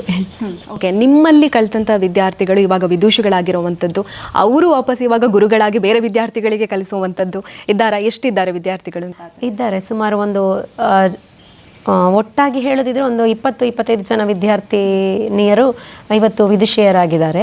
ಆದರೆ ಎಲ್ಲರೂ ಕ್ಲಾಸಸ್ಸನ್ನು ಮಾಡ್ತಾ ಇಲ್ಲ, ಬೇರೆ ಬೇರೆಯವರು ಬೇರೆ ಬೇರೆ ಫೀಲ್ಡಲ್ಲಿದ್ದಾರೆ. ಒಂದು 3-4 ಜನ ತರಗತಿಯನ್ನು ಮಾಡ್ತಾ ಇದ್ದಾರೆ. ಮುಖ್ಯವಾಗಿ ಹೇಳೋದಿದ್ರೆ ನನ್ನ ಫಸ್ಟ್ ಬ್ಯಾಚಿನ ಸ್ಟೂಡೆಂಟ್ ವಿದುಷಿ ಗೌತಮಿ ಅನುದೀಪ್ ಅಂತ ಹೇಳಿ, ಅವಳು ಬೆಟ್ಟಂಪಾಡಿಯಲ್ಲಿ ತರಗತಿಯನ್ನು ನಡೆಸ್ತಾ ಇದ್ದಾಳೆ. ಹಾಗೆ ವಿದುಷಿ ಶ್ರದ್ಧಾ ಅಂತ ಶಿಶಿಲದಲ್ಲಿ ತರಗತಿಯನ್ನು ನಡೆಸ್ತಾ ಇದ್ದಾಳೆ. ವಿದುಷಿ ಮಧುರಾ ಹೊಳ್ಳ ಅಂತ ಬೆಂಗಳೂರಲ್ಲಿ ಅವಳು ಬೇರೆ ಜಾಬ್ ಮಾಡ್ತಾ ಇದ್ದಾಳೆ, ಅದರ ಜೊತೆಗೆ ನೃತ್ಯ ತರಗತಿಯನ್ನು ನಡೆಸ್ತಾ ಇದ್ದಾಳೆ. ಹಾಗೆ ವಿದುಷಿ ನಿಶಾ ಪ್ರಸಾದ್ ಅಂತ ಹೇಳಿ ಅವಳು ಬೆಳ್ತಂಗಡಿಯಲ್ಲಿ ತರಗತಿಯನ್ನು ನಡೆಸ್ತಾ ಇದ್ದಾಳೆ. ವಿದುಷಿ ಸ್ವಾತಿ ಅಂತ ಹೇಳಿ, ಅವಳು ಕೇರಳದ ಪಾಲ್ಘಾಟಲ್ಲಿ ನೃತ್ಯ ತರಗತಿಯನ್ನು ನಡೆಸ್ತಾ ಇದ್ದಾಳೆ. ಓಕೆ, ನೀವು ಇಷ್ಟೆಲ್ಲ ಹೆಸರುಗಳನ್ನ ಹೇಳಿದ್ರಲ್ಲ, ಇವರೆಲ್ಲ ನಿಮ್ಮಲ್ಲಿ ಕಲ್ತಂಥ ಸಂದರ್ಭದಲ್ಲಿ ಎಕ್ಸಾಮನ್ನು ಬರೆಯುವಂಥ ಸಂದರ್ಭದಲ್ಲಿ ಒಳ್ಳೆಯ ಅಂಕಗಳನ್ನು ಪಡ್ಕೊಂಡಿರ್ಬೋದು ಖಂಡಿತವಾಗ್ಲೂ. ಅದನ್ನು ಬಿಟ್ಟು ಉಳಿದ ವಿದ್ಯಾರ್ಥಿಗಳು ಉತ್ತಮ ಅಂಕವನ್ನು ಪಡ್ಕೊಂಡಿರ್ಬೋದು. ಆದರೆ ಪ್ರಥಮವಾಗಿ ಎಕ್ಸಾಮ್ ಬರೆದಂತಹ ಸಂದರ್ಭದಲ್ಲಿ ಆ ವಿದ್ಯಾರ್ಥಿಗಳಿಗೆ ಬಂದಂಥ ಅಂಕಗಳು ಎಷ್ಟು ಪರ್ಸೆಂಟೇಜ್ ಬಂತು ಅನ್ನೋವಂಥದ್ದು, ಆ ಒಂದು ಟೈಮಲ್ಲಿ ನಿಮಗಿದ್ದಂಥ ಟೆನ್ಷನ್ ಹೇಗಿತ್ತು ಅಂತ? ಅದು ಮೊದಲನೇ ಬ್ಯಾಚ್ ಹೇಳುವಾಗ ಖಂಡಿತ ತುಂಬ ಭಯ ಇದ್ದೇ ಇರ್ತದೆ. ಮೊದಲನೇ ಬ್ಯಾಚಲ್ಲಿ ಫಸ್ಟ್ ಕ್ಲಾಸಲ್ಲಿ ಎಲ್ಲರೂ ಪಾಸ್ ಆಗಿದ್ದಾರೆ. ಭಯ ಇದ್ದೇ ಇರ್ತದೆ, ಅದೇ ನಾನು ಈಗಾಗಲೇ ಹೇಳಿದೆ. ಪ್ರತಿಯೊಂದು ಏನು ಸ್ಟೇಜ್ ಅಥವಾ ಎಕ್ಸಾಮ್ ಕಟ್ಟಿಸೋದು ಅಂತ ಹೇಳಿದ್ರೆ ಮತ್ತೂ ಸ್ವಲ್ಪ ಹೆದರಿಕೆ ಜಾಸ್ತಿ ಇರ್ತದೆ. ಹಾಗೆ ಮಕ್ಕಳಿಗೆ ಎಷ್ಟು ಭಯ ಇರ್ತದೋ ಅಷ್ಟೇ ಭಯ ನಮಗೆ ಕೂಡ ಇರ್ತದೆ. ಓಕೆ, ಇವಾಗ ದೇಶ ವಿದೇಶಗಳಲ್ಲಿ ಕೂಡ ನೀವು ನೃತ್ಯವನ್ನು ಪ್ರದರ್ಶನ ಕೊಟ್ಟಿದ್ದೀರಾ. ಹಾಗಾಗಿ 2018ರಲ್ಲಿ ಮಲೇಷ್ಯಾಕ್ಕೆ ಹೋಗ್ತೀರಾ, ಅಲ್ಲಿ ನೀವೊಂದು ಕಾರ್ಯಕ್ರಮವನ್ನು ಕೊಡ್ತೀರಾ. ಆ ಒಂದು ಎಕ್ಸ್ಪೀರಿಯನ್ಸ್ನ ಶೇರ್ ಮಾಡೋದಾದರೆ? ಅದೇ, ಅದು ಮಲೇಷ್ಯಾದ ಪ್ರೋಗ್ರಾಮ್ ನನ್ನ ಗುರುಗಳ ಜೊತೆ, ವಿದುಷಿ ರಾಜಶ್ರೀ ಶೆಣೈ ಅವರ ಜೊತೆ ನಾನು ಹೋಗಿ ನೃತ್ಯ ಕಾರ್ಯಕ್ರಮ ನೀಡಿದಂಥದ್ದು. ತುಂಬ ಒಂದು ಖುಷಿಯ ಸನ್ನಿವೇಶ ಅಂತ ಹೇಳ್ಬೋದು. ಪ್ರಥಮವಾಗಿ ನಾವು ವಿದೇಶದಲ್ಲಿ ಕಾರ್ಯಕ್ರಮ ನೀಡಿದಂಥದ್ದು. ಅಲ್ಲಿಯ ಜನ ನನಗೆ ವಿಶೇಷ ಅನಿಸಿದ್ದು, ನಾವು ವಿದೇಶದಲ್ಲಿ ಇಲ್ಲಿಗಿಂತ ಸಹ ಜಾಸ್ತಿ ಅವರು ನಮ್ಮ ನೃತ್ಯವನ್ನು ಇಷ್ಟಪಟ್ಟು ಅದನ್ನು ಪ್ರಶಂಸೆ ಮಾಡಿದಾಗ ನಮಗೆ ಖಂಡಿತ ಖುಷಿ ಆಗ್ತದೆ. ಮತ್ತೆ ಶ್ರೀಲಂಕಾ ಹೋದ್ರಿ, ಅಲ್ಲಿಯ ಕಾರ್ಯಕ್ರಮ ಯಾವ ಕಾರ್ಯಕ್ರಮ ಅಲ್ಲಿಗೆ ಹೋಗಿದ್ದು? ಅಲ್ಲಿ ನವರಾತ್ರಿ ಸಂದರ್ಭದಲ್ಲಿ ನಾವು ಕಾರ್ಯಕ್ರಮವನ್ನು ನೀಡಿದ್ದು. ಒಂದು ಬ್ಯಾಂಕಿನ ಅವರ 50ನೇ ವರ್ಷದ ಕಾರ್ಯಕ್ರಮಕ್ಕೆ ನಾವು ಕಾರ್ಯಕ್ರಮವನ್ನು ನೀಡಿದ್ದು. ನೀವು ಅಂದ್ಕೊಂಡಿದ್ರ ನಾವು ವಿದೇಶಗಳಲ್ಲಿ ಕೂಡ ಕಾರ್ಯಕ್ರಮವನ್ನು ಕೊಡ್ಬೋದು ಅಂತ, ಅವಕಾಶಗಳು ಬರ್ಬೋದು ಅನ್ನೋ? ಇಲ್ಲ, ಖಂಡಿತ ಅಂದ್ಕೊಳ್ಳಿಲ್ಲ. ಎಲ್ಲ ಗುರುಗಳ ಕೃಪೆ ಅಂತ ಅಂದ್ಕೊಳ್ತೇನೆ. ದೇವರ ಆಶೀರ್ವಾದ, ಗುರುಗಳ ಕೃಪೆ ಅಂತ ಅಂದ್ಕೊಳ್ತೇನೆ ಅಷ್ಟೇ. ಇವಾಗ ಕರ್ನಾಟಕದಾದ್ಯಂತ ಹಲವಾರು ಭಾಗಗಳಿಗೆ ಹೋಗಿ ಕಾರ್ಯಕ್ರಮಗಳನ್ನು ಕೊಟ್ಟಿದ್ದೀರಾ. ಅದರಲ್ಲಿ ನಿಮಗೆ ತುಂಬಾ ಮೆಮೊರೇಬಲ್ ಅನ್ನುವಂಥದ್ದು ಅಂತ ಹೇಳಿದ್ರೆ ಯಾವುದು? ಬನವಾಸಿಯಲ್ಲಿ ನಾವು ಕಾರ್ಯಕ್ರಮವನ್ನು ನೀಡಿದ್ದೆವು. ಬನವಾಸಿ ಉತ್ಸವ ಅಂತ ಆಗ್ತದೆ, ಅಲ್ಲಿ ಕಾರ್ಯಕ್ರಮ ನೀಡಿದ್ದೆವು.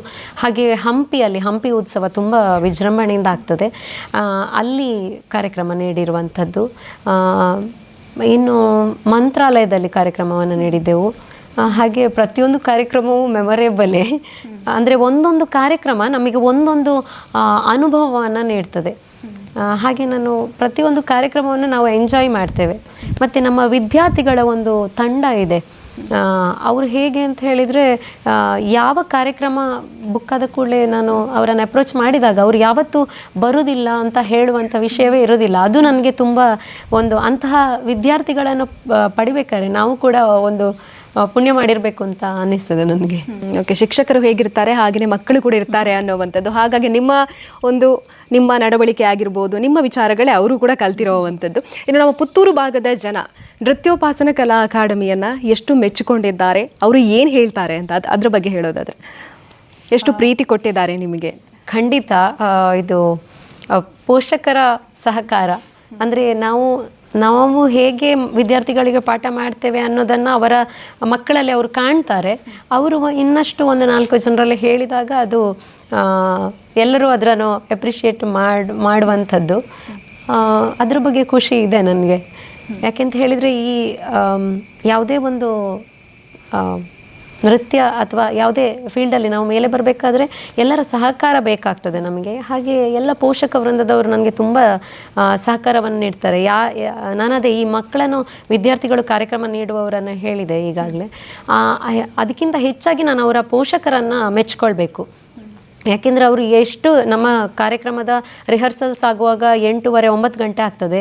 ದೂರದ ಮಕ್ಕಳಿರ್ತಾರೆ ನಮ್ಮಲ್ಲಿ ಇರುವಂಥದ್ದು. ದೂರದ ಕಡಬ, ಸುಬ್ರಹ್ಮಣ್ಯ, ವಿಟ್ಲ, ಹೀಗೆ ರೂರಲ್ ಪ್ಲೇಸಿನ ಉಪ್ಪಿನಂಗಡಿ, ಹೀಗೆ ಇಂಟೀರಿಯರ್ನ ಮಕ್ಕಳಿರುವಂಥದ್ದು. ಆದರೆ ಅವರು ನನ್ನ ಮೇಲೆ ಅಷ್ಟು ನಂಬಿಕೆ ಇಟ್ಟು ಆ ಮಕ್ಕಳನ್ನು ಕೊಡ್ತಾರಲ್ಲ, ಆ ಒಂದು ಪ್ರೀತಿ ಇದ್ದರೆ ಮಾತ್ರ ಅದು, ಪೋಷಕರಿಗೆ ಕೂಡ ಟೀಚರಲ್ಲಿ ಪ್ರೀತಿ ಇದ್ದರೆ ಮಾತ್ರ ಅದು ಸಾಧ್ಯ ಆಗ್ತದೆ. ಹಾಗೆ ಅವರಿಗೆ ಕೂಡ ನಾನು ಈ ಸಂದರ್ಭದಲ್ಲಿ ಧನ್ಯವಾದಗಳನ್ನು ಹೇಳಲಿಕ್ಕೆ ಇಷ್ಟಪಡ್ತೇನೆ. ಓಕೆ, ಕ್ಲಾಸಸ್ ಅಂತ ಬಂದಾಗ ಇವಾಗ ಎಷ್ಟು ಗಂಟೆಯಿಂದ ಎಷ್ಟು ಗಂಟೆಗೆ ಇರುತ್ತೆ? ಇವಾಗ ಆನ್ಲೈನ್ ಕ್ಲಾಸು ಇದೆಯಾ, ಹೇಗೆ? ಇದೆ, ಆನ್ಲೈನ್ ಕ್ಲಾಸ್ ಕೂಡ ಇದೆ. ವಿದ್ವತ್ ಆಗಿರುವಂತಹ ವಿದ್ಯಾರ್ಥಿಗಳು ಹೆಚ್ಚಾಗಿ, ಅಥವಾ ವಿದ್ವತ್ ಕಲಿಯುವಂತಹ ವಿದ್ಯಾರ್ಥಿಗಳು ಬೇರೆ ಬೇರೆ ಕಡೆಯಿಂದ, ಹೈದರಾಬಾದ್, ಬೆಂಗಳೂರು, ಹೀಗೆ ಬೇರೆ ಬೇರೆ ಕಡೆಯ ವಿದ್ಯಾರ್ಥಿಗಳು ಆನ್ಲೈನ್ ಕ್ಲಾಸಿಗೆ ಜಾಯ್ನ್ ಆಗ್ತಾರೆ. ರೆಗ್ಯುಲರ್ ಕ್ಲಾಸ್ ಸಾಧಾರಣ ಸಂಜೆ 4:15 ಶುರುವಾಗುವಂಥದ್ದು. ಅದು 7:30, 8 ಬೇರೆ ಬೇರೆ ಬ್ಯಾಚ್ಗಳಿದೆ. ಆ ಟೈಮಿಂಗ್ಸ್ ನೋಡಿಕೊಂಡು ಟೈಮಿಂಗ್ಸ್ ನೋಡಿಕೊಂಡು 8 ಗಂಟೆವರೆಗೆ ಹಾಗೆಲ್ಲ ಇರ್ತದೆ. ಓಕೆ, ಇವಾಗ ನೀವು ಹೇಳಿದರೆ ತುಂಬ ಜನ ವಿದ್ಯಾರ್ಥಿಗಳು ನಿಮ್ಮ ಒಂದು ಕಲಾ ಕೇಂದ್ರದಲ್ಲಿ ಕಲ್ತಿದ್ದಾರೆ. ಹಾಗಾಗಿ ಪ್ರಥಮವಾಗಿ ಬರಬೇಕು ಅಂತ ಹೇಳಿದರೆ ಏನೂ ಗೊತ್ತಿರಲಿಲ್ಲ, ಆದರೆ ಕೊನೆಯ ದಿನ ಆ ವ್ಯಕ್ತಿ ಒಂದು ಕಲಿತು ಕೊನೆಯ ದಿನ ಅಂತ ಹೇಳಿದಾಗ ವಾವ್ ಅನ್ನೋ ರೀತಿಯಾಗಿರುತ್ತೆ ಅಂತಹ ವಿದ್ಯಾರ್ಥಿಗಳನ್ನ ನೆನಪು ಮಾಡಿಕೊಂಡು ಯಾರಾದರೂ ಹೇಳೋದಾದ್ರೆ? ಅದೇ ನೃತ್ಯ ತರಗತಿಗೆ ಸೇರಿದಾಗ ಎಲ್ಲರೂ ಗೊತ್ತಿಲ್ಲದೆ ಸೇರುವಂಥದ್ದು. ನಮಗೆ ಅವರ ಒಂದು ಪ್ರತಿಕ್ರಿಯೆ ಅಂದರೆ, ಈಗ ನಾವು ಆರ್ಥಿಕವಾಗಿ ಹಿಂದುಳಿದ ವಿದ್ಯಾರ್ಥಿಯರಿಗೆ ಫ್ರೀ ಎಜುಕೇಷನ್ ಕೊಡ್ತಾ ಇದ್ದೇವೆ, ಸಂಪೂರ್ಣ ಭರತನಾಟ್ಯ ಶಿಕ್ಷಣ ಉಚಿತವಾಗಿ ಕೊಡ್ತಾ ಇದ್ದೇವೆ. ಅಂಥ ಮಕ್ಕಳು ಒಂದು ಸಾಧಾರಣ ಒಂದು 25 ಮಕ್ಕಳು ನಮ್ಮಲ್ಲಿದ್ದಾರೆ.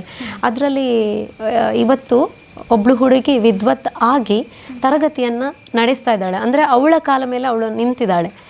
ಆ ವಿದ್ಯಾರ್ಥಿನಿಯ ಖುಷಿ ಕಾಣುವಾಗ ನಮಗೂ ಅದು ಸಂತೋಷವನ್ನು ನೀಡ್ತದೆ. ಓಕೆ, ಇವಾಗ ನೀವು ಹೇಳಿದ್ರಿ ಸಂಪೂರ್ಣವಾಗಿ ಉಚಿತ ಅನ್ನುವಂಥದ್ದು, ಅದು ನಿಮ್ಮ ಕಡೆಯಿಂದಲೇ ನೀವು ಮಾಡ್ಕೊಂಡಿರುವಂಥದ್ದು? ಹೌದು, ಯಾವುದೇ ನಾವು ಸಂಘ ಸಂಸ್ಥೆಗಳ ನೆರವಿಲ್ಲ, ನಮ್ಮದೇ ಇದರಲ್ಲಿ ಟ್ರಸ್ಟಿನ ಮೂಲಕ ನಾವು ಸಂಪೂರ್ಣ ಉಚಿತ ಶಿಕ್ಷಣವನ್ನು ನೀಡ್ತಾ ಇದ್ದೇವೆ.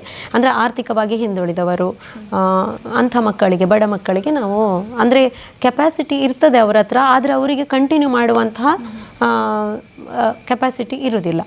ಅಂಥ ಮಕ್ಕಳಿಗೆ ಸಂಪೂರ್ಣ ಉಚಿತವಾಗಿ, ಅಂದರೆ ಕ್ಲಾಸ್ ಫೀಸ್ ಆಗಲಿ ಯಾವುದೇ ಎಕ್ಸಾಮಿನ ಶುಲ್ಕ ಯಾವುದನ್ನು ಅವ್ರ ಹತ್ರ ತಗೊಳ್ಳೋದಿಲ್ಲ, ನಾವೇ ಅದನ್ನು ಟ್ರಸ್ಟಿನ ಇದರಿಂದ ಭರಿಸ್ತೇವೆ. ಎಷ್ಟು ವಿದ್ಯಾರ್ಥಿಗಳಾಗಿರ್ಬೋದು ಇಲ್ಲಿವರೆಗೆ? ಅದೇ ಸಾಧಾರಣ ಒಂದು 25 ಮಕ್ಕಳು ಈಗ ಉಚಿತ ಶಿಕ್ಷಣದ ಪ್ರಯೋಜನವನ್ನು ಪಡಿತಾ ಇದ್ದಾರೆ. ಅದರಲ್ಲಿ ಅವರು ಈ ಕಾರ್ಯಕ್ರಮದ ತಂಡದಲ್ಲಿ ಕೂಡ ಅಂಥ ವಿದ್ಯಾರ್ಥಿಗಳು ಒಂದು 4 ಜನ ವಿದ್ಯಾರ್ಥಿಗಳು ನಮ್ಮ ತಂಡದಲ್ಲಿ ಇದ್ದಾರೆ. ಅದರಲ್ಲಿ ಒಬ್ಬಳು ವಿದ್ಯಾರ್ಥಿನಿ ಈಗ ತರಗತಿಯನ್ನು ನಡೆಸ್ತಾ ಇದ್ದಾಳೆ. ಓಕೆ, ವಿದ್ಯಾರ್ಥಿಗಳಿಗೆ ನೀವು ನೃತ್ಯವನ್ನು ಹೇಳಿಕೊಡ್ತೀರಾ ಅನ್ನೋವಂಥದ್ದು ಗೊತ್ತಿತ್ತು, ಬಟ್ ಈ ಥರವಾಗಿ ಫ್ರೀಯಾಗಿ ಹೇಳ್ಕೊಡ್ತಿದ್ದೀರಾ ಅನ್ನೋವಂಥದ್ದು ತುಂಬ ಜನರಿಗೆ ಗೊತ್ತಿರಲಿಕ್ಕಿಲ್ಲ. ಎಷ್ಟೋ ಇವಾಗ ವಿದ್ಯಾಸಂಸ್ಥೆಗಳನ್ನು ಹೇಳೋದು ಅಂತ ಹೇಳಿದ್ರೆ ಅಲ್ಲಿ ಇರುತ್ತೆ, ಬಟ್ ಈ ಥರ ನೃತ್ಯ ಒಂದು ವಿದ್ಯಾಕೇಂದ್ರದಲ್ಲಿ ಈ ಥರ ಇದೆ ಅನ್ನೋವಂಥದ್ದು ತುಂಬ ಜನರಿಗೆ ಗೊತ್ತಿರೋದಿಲ್ಲ. ಇನ್ನಷ್ಟು ವಿಚಾರಗಳನ್ನು ಮಾತಾಡೋಣ ವೀಕ್ಷಕರೇ, ಇನ್ನಷ್ಟು ವಿಚಾರಗಳನ್ನು ಮಾತಾಡ್ತೀವಿ ಸಣ್ಣ ವಿರಾಮದ ಬಳಿಕ. ನಿಮ್ಮ ಸೇವೆಗಾಗಿ ಇದೀಗ ಮತ್ತಷ್ಟು ವಿಶಾಲವಾಗಿ ತೆರೆದುಕೊಂಡಿದೆ ಡೇನಿಯಲ್ ಎಂಟರ್ಪ್ರೈಸಸ್. ಒಂದೇ ಸೂರಿನಡಿ ಜನರಲ್ ಸ್ಟೋರ್ ಹಾಗೂ ಫರ್ನಿಚರ್ ಶೋರೂಮ್. ಸ್ವಂತ ತಯಾರಿಕೆಯಲ್ಲೇ ಸಿದ್ಧವಾಗುತ್ತಿದೆ ದೇವರ stand, sofa set, wardrobe, cot set, ದಿವಾನಾ ಸೆಟ್, ಡೈನಿಂಗ್ ಟೇಬಲ್, ಗಾಡ್ರೇಜ್, ಇನ್ನೂ ಹಲವು. ಡೇನಿಯಲ್ ಇಂಡಸ್ಟ್ರಿಯಲ್ಲಿ ಸಾಗುವಾನಿ ಹಾಗೂ ಹಲಸಿನ ಮರದಿಂದ ತಯಾರಿಸಿದ ಗಟ್ಟಿಮುಟ್ಟಾದ ಫರ್ನಿಚರ್ ಐಟಂಗಳು. 40 ವರ್ಷಗಳಿಂದ ಕಾರ್ಯಾಚರಿಸುತ್ತಿರುವ ಡೇನಿಯಲ್ ಇಂಡಸ್ಟ್ರೀಸ್ 25 ವರ್ಷಗಳಿಂದ ಗುಣಮಟ್ಟದ ಗ್ರಾಹಕ ಸ್ನೇಹಿ ಸೇವೆ ನೀಡುತ್ತಿರುವ Daniel furniture showroom. Daniel enterprises furniture showroom ಹಾಗೂ ಜನರಲ್ ಸ್ಟೋರ್, ಪುತ್ತೂರು, ಮುಕ್ರಪಾಡಿ. ಸಂಪರ್ಕಿಸಿ 9481757193. ವಿರಾಮದ ಬಳಿಕ ಮತ್ತೆ ಕಾರ್ಯಕ್ರಮಕ್ಕೆ ಸ್ವಾಗತ. ಇವಾಗ ನಾನು ನಿಮ್ಮ ಬಗ್ಗೆ ಕೇಳೋದು ಅಂತ ಹೇಳಿದರೆ, ಒಂದು ಹೆಣ್ಣು ಅಂತ ಹೇಳಿದಾಗ ಮದುವೆಗಿಂತ ಮುಂಚೆ ಫ್ರೀಡಮ್ ಆಗಿರ್ತಾರೆ, ಬಟ್ ಮದುವೆ ಆದ ಮೇಲೆ ಹೇಗಿರುತ್ತೋ ಜೀವನ ಅನ್ನುವಂಥದ್ದು ಇರುತ್ತೆ. ಬಟ್ ನೀವು ನೃತ್ಯದಲ್ಲೇ ಮುಂದುವರಿತಿದ್ದೀನಿ ಅಂತ ಹೇಳಿದಾಗ ನಿಮ್ಮ ಹಸ್ಬೆಂಡ್ ಕಡೆಯಿಂದ ಸಪೋರ್ಟ್ ಹೇಗಿತ್ತು, ಅದರ ಬಗ್ಗೆ ಹೇಳೋದಾದ್ರೆ? ಆತ್ಮಭೂಷಣ ನನ್ನ ಯಜಮಾನರು, ಅವರು ಮೊದಲೇ ನಾವು ಮದುವೆ ಆಗುವಾಗ ಮಾತಾಡಿದ ಹಾಗೆ ನೃತ್ಯಕ್ಕೆ ಸಪೋರ್ಟ್ ಇದ್ದ ಕಾರಣವೇ ಮದುವೆ ಆದದ್ದು. ಹಾಗೆಯೇ ನನ್ನ ಅತ್ತೆ ಮಾವ ಇರ್ಬೋದು, ಮೈದುನಂದ್ರು ಇರ್ಬೋದು, ಅವರೆಲ್ಲರ ಸಹಕಾರ ತುಂಬ ಇದೆ. ಇದರ ಹಿಂದೆ, ಈ ಯಶಸ್ಸಿನ ಹಿಂದೆ ಅವರ ಪಾಲು ತುಂಬ ಇದೆ, ಸಿಂಹ ಪಾಲು ಅಂತ ಹೇಳ್ಬೋದು. ಯಜಮಾನರು ಕೂಡ ಹಾಗೆ. ಈ ಕಾರ್ಯಕ್ರಮ ಅಂತ ಹೇಳಿದಾಗ ನಾವು ಮನೆ ಬಿಟ್ಟು ಎಲ್ಲಿ ಬೇರೆ ಬೇರೆ ಕಡೆ ದೂರ ದೂರ ಕಾರ್ಯಕ್ರಮಗಳಲ್ಲಿ ಮನೆಯ ವ್ಯವಸ್ಥೆಗಳಿಗೆಲ್ಲ ಅದೆಲ್ಲವನ್ನು ಕೂಡ ಪ್ರೀತಿಯಿಂದ ಅವರು ನಿಭಾಯಿಸಿಕೊಂಡು ನನ್ನ ನೃತ್ಯ ಜರ್ನಿಗೆ, ಪಯಣಕ್ಕೆ ಅವರು ಸಪೋರ್ಟ್ ಕೊಟ್ಟಿದ್ದಾರೆ. ಅವರಿಗೂ ಕೂಡ ಈ ಸಂದರ್ಭದಲ್ಲಿ ನನ್ನ ಅಕ್ಕರೆಗಳನ್ನು ಇಲ್ಲಿಯವರೆಗೆ ನಿಮಗೆ ಸಂಬಂಧ ಪ್ರಶಸ್ತಿಗಳ ಬಗ್ಗೆ ಕೂಡ ಮಾತನಾಡಬೇಕು. ಸನ್ಮಾನ ಆಗಿರ್ಬೋದು, ಇವೆಲ್ಲವೂ ಕೂಡ ಪ್ರೀತಿಯಿಂದ ನಮಗೆ ಕೊಡುವಂಥ ಗೌರವ. ಹಾಗಾಗಿ ನೀವು ಇವಾಗ ನಿಮಗೆ ಸಿಕ್ಕಿರುವಂತಹ ಪ್ರಶಸ್ತಿಗಳ ಬಗ್ಗೆ ಹೇಳೋದು ಅಂತ ಹೇಳಿದರೆ, ಇಲ್ಲಿವರೆಗೆ ಎಷ್ಟು ಪ್ರಶಸ್ತಿಗಳನ್ನು ಪಡ್ಕೊಂಡಿದ್ದೀರಾ, ಅವುಗಳನ್ನು ನೆನಪು ಮಾಡ್ಕೊಳ್ಳೋದು? ನಾಟ್ಯಾಂಜಲಿ ಕಲಾ ಅಕಾಡೆಮಿ ವತಿಯಿಂದ ನಾಟ್ಯ ಶಿಕ್ಷಣ ಪುರಸ್ಕಾರ, ಹಾಗೆ ಮೈಸೂರಿನ ಡಾಕ್ಟರ್ ಕುಮಾರ್ ಅಂತಿದ್ದಾರೆ ನೃತ್ಯಜ್ಞರು, ಅವರ ನೃತ್ಯ ತರಗತಿಯಿಂದ ಕಲೆಮನೆ ಪ್ರಶಸ್ತಿ ಹೇಳಿ, ಮತ್ತು ಇನ್ನೂ ಕೆಲವು ರಜತ ಪುರಸ್ಕಾರ ನಮ್ಮ ಶಾರದಾ ಕಲಾ ನನ್ನ ಗುರುಗಳು ಅವರು ರಾಮ್ ಪ್ರಸಾದ್ ಅವರ ಟ್ರಸ್ಟ್ ವತಿಯಿಂದ ರಜತ ಪುರಸ್ಕಾರ ಸಿಕ್ಕಿದೆ. 10 ಪ್ರಶಸ್ತಿಗಳು ಬಂದಿದೆ, ಬಟ್ ಇವಾಗ ನೆನಪಾಗ್ತಾ ಇಲ್ಲ. ಓಕೆ, ಇವಾಗ ನಮ್ಮ ವಿದ್ಯಾರ್ಥಿಗಳು, ನಮ್ಮ ಗರಡಿಯಲ್ಲಿ ಪಡೆದಂಥ ವಿದ್ಯಾರ್ಥಿಗಳು ಅಂತ ಹೇಳಿದ್ರೆ ನಮಗೆ ವಿಶೇಷವಾಗಿರುವಂಥ ಪ್ರೀತಿ ಇರುತ್ತೆ. ಅದೇ ಪ್ರೀತಿಯನ್ನು ನಮಗೆ ಕೂಡ ಆ ಮಕ್ಕಳು ಕೊಟ್ಟಾಗ ಅದು ಯಾವತ್ತೂ ಕೂಡ ನಮಗೆ ಮರೆಯೋದಕ್ಕೆ ಸಾಧ್ಯ ಆಗೋದಿಲ್ಲ. ಹಾಗಾಗಿ ಆ ಥರ ನಿಮಗೆ ಸಿಕ್ಕಿದಂತಹ ಗಿಫ್ಟನ್ನು ನೆನಪು ಮಾಡ್ಕೊಳ್ಳೋದು ಅಂತ ಹೇಳಿದ್ರೆ ಅದರ ಬಗ್ಗೆ. ನನ್ನ ಕಳೆದ ವರ್ಷ ನನ್ನ ಹುಟ್ಟಿದ ದಿನದ ಸಂದರ್ಭದಲ್ಲಿ ಮಕ್ಕಳು ಅವರೇ ಒಂದು ಕೊರಿಯೋಗ್ರಫಿ ಮಾಡಿ ಲೈವ್ ಪ್ರೋಗ್ರಾಮ್ ಅಂದರೆ ಹಿಮ್ಮೇಳ ಇಟ್ಟು ಕಾರ್ಯಕ್ರಮವನ್ನು ನೀಡಿದಂಥದ್ದು. ಒಬ್ಬ ಗುರು ಆದವನಿಗೆ ನಾವು ಕೊಟ್ಟ ಶಿಕ್ಷಣವನ್ನು ಅವರು ಪುನಃ ಅದನ್ನು ನೀಡಿದಾಗ ಆಗುವ ಸಂತೋಷ ಅದು ಅತೀವ ಆನಂದವನ್ನು ಕೊಡ್ತದೆ. ಅಂತಹ ಒಂದು ಗಿಫ್ಟನ್ನು ಅವರು ಆವಾಗವಾಗ ಸರ್ಪ್ರೈಸ್ ಕೊಡ್ತಾ ಇರ್ತಾರೆ. ಅದಕ್ಕೆ ನಾನು ಸರ್ಪ್ರೈಸ್ ಬ್ಯಾಚಿನ ಮಕ್ಕಳು ಅಂತವೇ ಅವರಿಗೆ ಹೆಸರಿಟ್ಟಿದ್ದೇನೆ. ಆ ಒಂದು ಸಂದರ್ಭ ಅಂತೂ ನನ್ನ ಜೀವನದಲ್ಲಿ ಬಹುಶಃ ಮರೆಯಲಾಗದ ಅನುಭವ ಅಂತ ನಾನು ಅಂದ್ಕೊಳ್ತೇನೆ. ಅದನ್ನ ಯಾವತ್ತೂ ಮರೆಯೋದಿಲ್ಲ, ಯಾವಾಗಲೂ ಮೆಮೊರೇಬಲ್ ಆಗಿರುತ್ತೆ. ಖಂಡಿತ. ಓಕೆ, ಇವಾಗ ನಿಮ್ಮ ಒಂದು ಗರಡಿಯಲ್ಲಿ ಪಳಗಿದಂಥ ವಿದ್ಯಾರ್ಥಿಗಳೇ ನೃತ್ಯವನ್ನು ಮುಂದುವರಿಸದೆ ಉನ್ನತ ಹುದ್ದೆಯಲ್ಲಿ ಇರ್ಬೋದು ಅಂಥವ್ರನ್ನ ಹೇಳೋದಾದ್ರೆ ಯಾವ್ಯಾವ ಹುದ್ದೆಯಲ್ಲಿ ಇದ್ದಾರೆ ನನ್ನ ವಿದ್ಯಾರ್ಥಿಗಳು ಅನ್ನುವಂಥ ಹೆಮ್ಮೆಯಲ್ಲಿ ಹೇಳೋದಾದ್ರೆ? ಅದೇ MBBS ಮಾಡಿ ಡಾಕ್ಟರ್ ಆಗಿದ್ದಾರೆ, ಡೆಂಟಲ್ ಮಾಡಿದವರಿದ್ದಾರೆ, ಇಂಜಿನಿಯರ್ ಆದವರಿದ್ದಾರೆ, ಮತ್ತು ಲೆಕ್ಚರ್ಸ್ ಆದವರು ತುಂಬ ಜನ ಇದ್ದಾರೆ. ಹೀಗೆ ಬೇರೆ ಬೇರೆ ಫೀಲ್ಡಲ್ಲಿ ಇದ್ದಾರೆ. CA ಮಾಡ್ತಾ ಇದ್ದಾರೆ. ಎಲ್ಲ ಫೀಲ್ಡಲ್ಲೂ ಆಲ್ಮೋಸ್ಟ್ ಇದ್ದಾರೆ.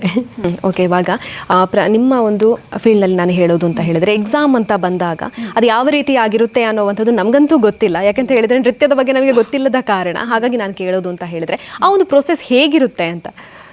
ಈಗ ಪ್ರಸ್ತುತ ಡಾಕ್ಟರ್ ಗಂಗೂಬಾಯಿ ಹಾನಗಲ್ ಯೂನಿವರ್ಸಿಟಿಯವರು ಈ ಪರೀಕ್ಷಾ ಇದನ್ನು ನಡೆಸ್ತಾ ಇದ್ದಾರೆ. ಅದು ವರ್ಷಕ್ಕೊಮ್ಮೆ ಪರೀಕ್ಷೆ ಬರ್ತದೆ.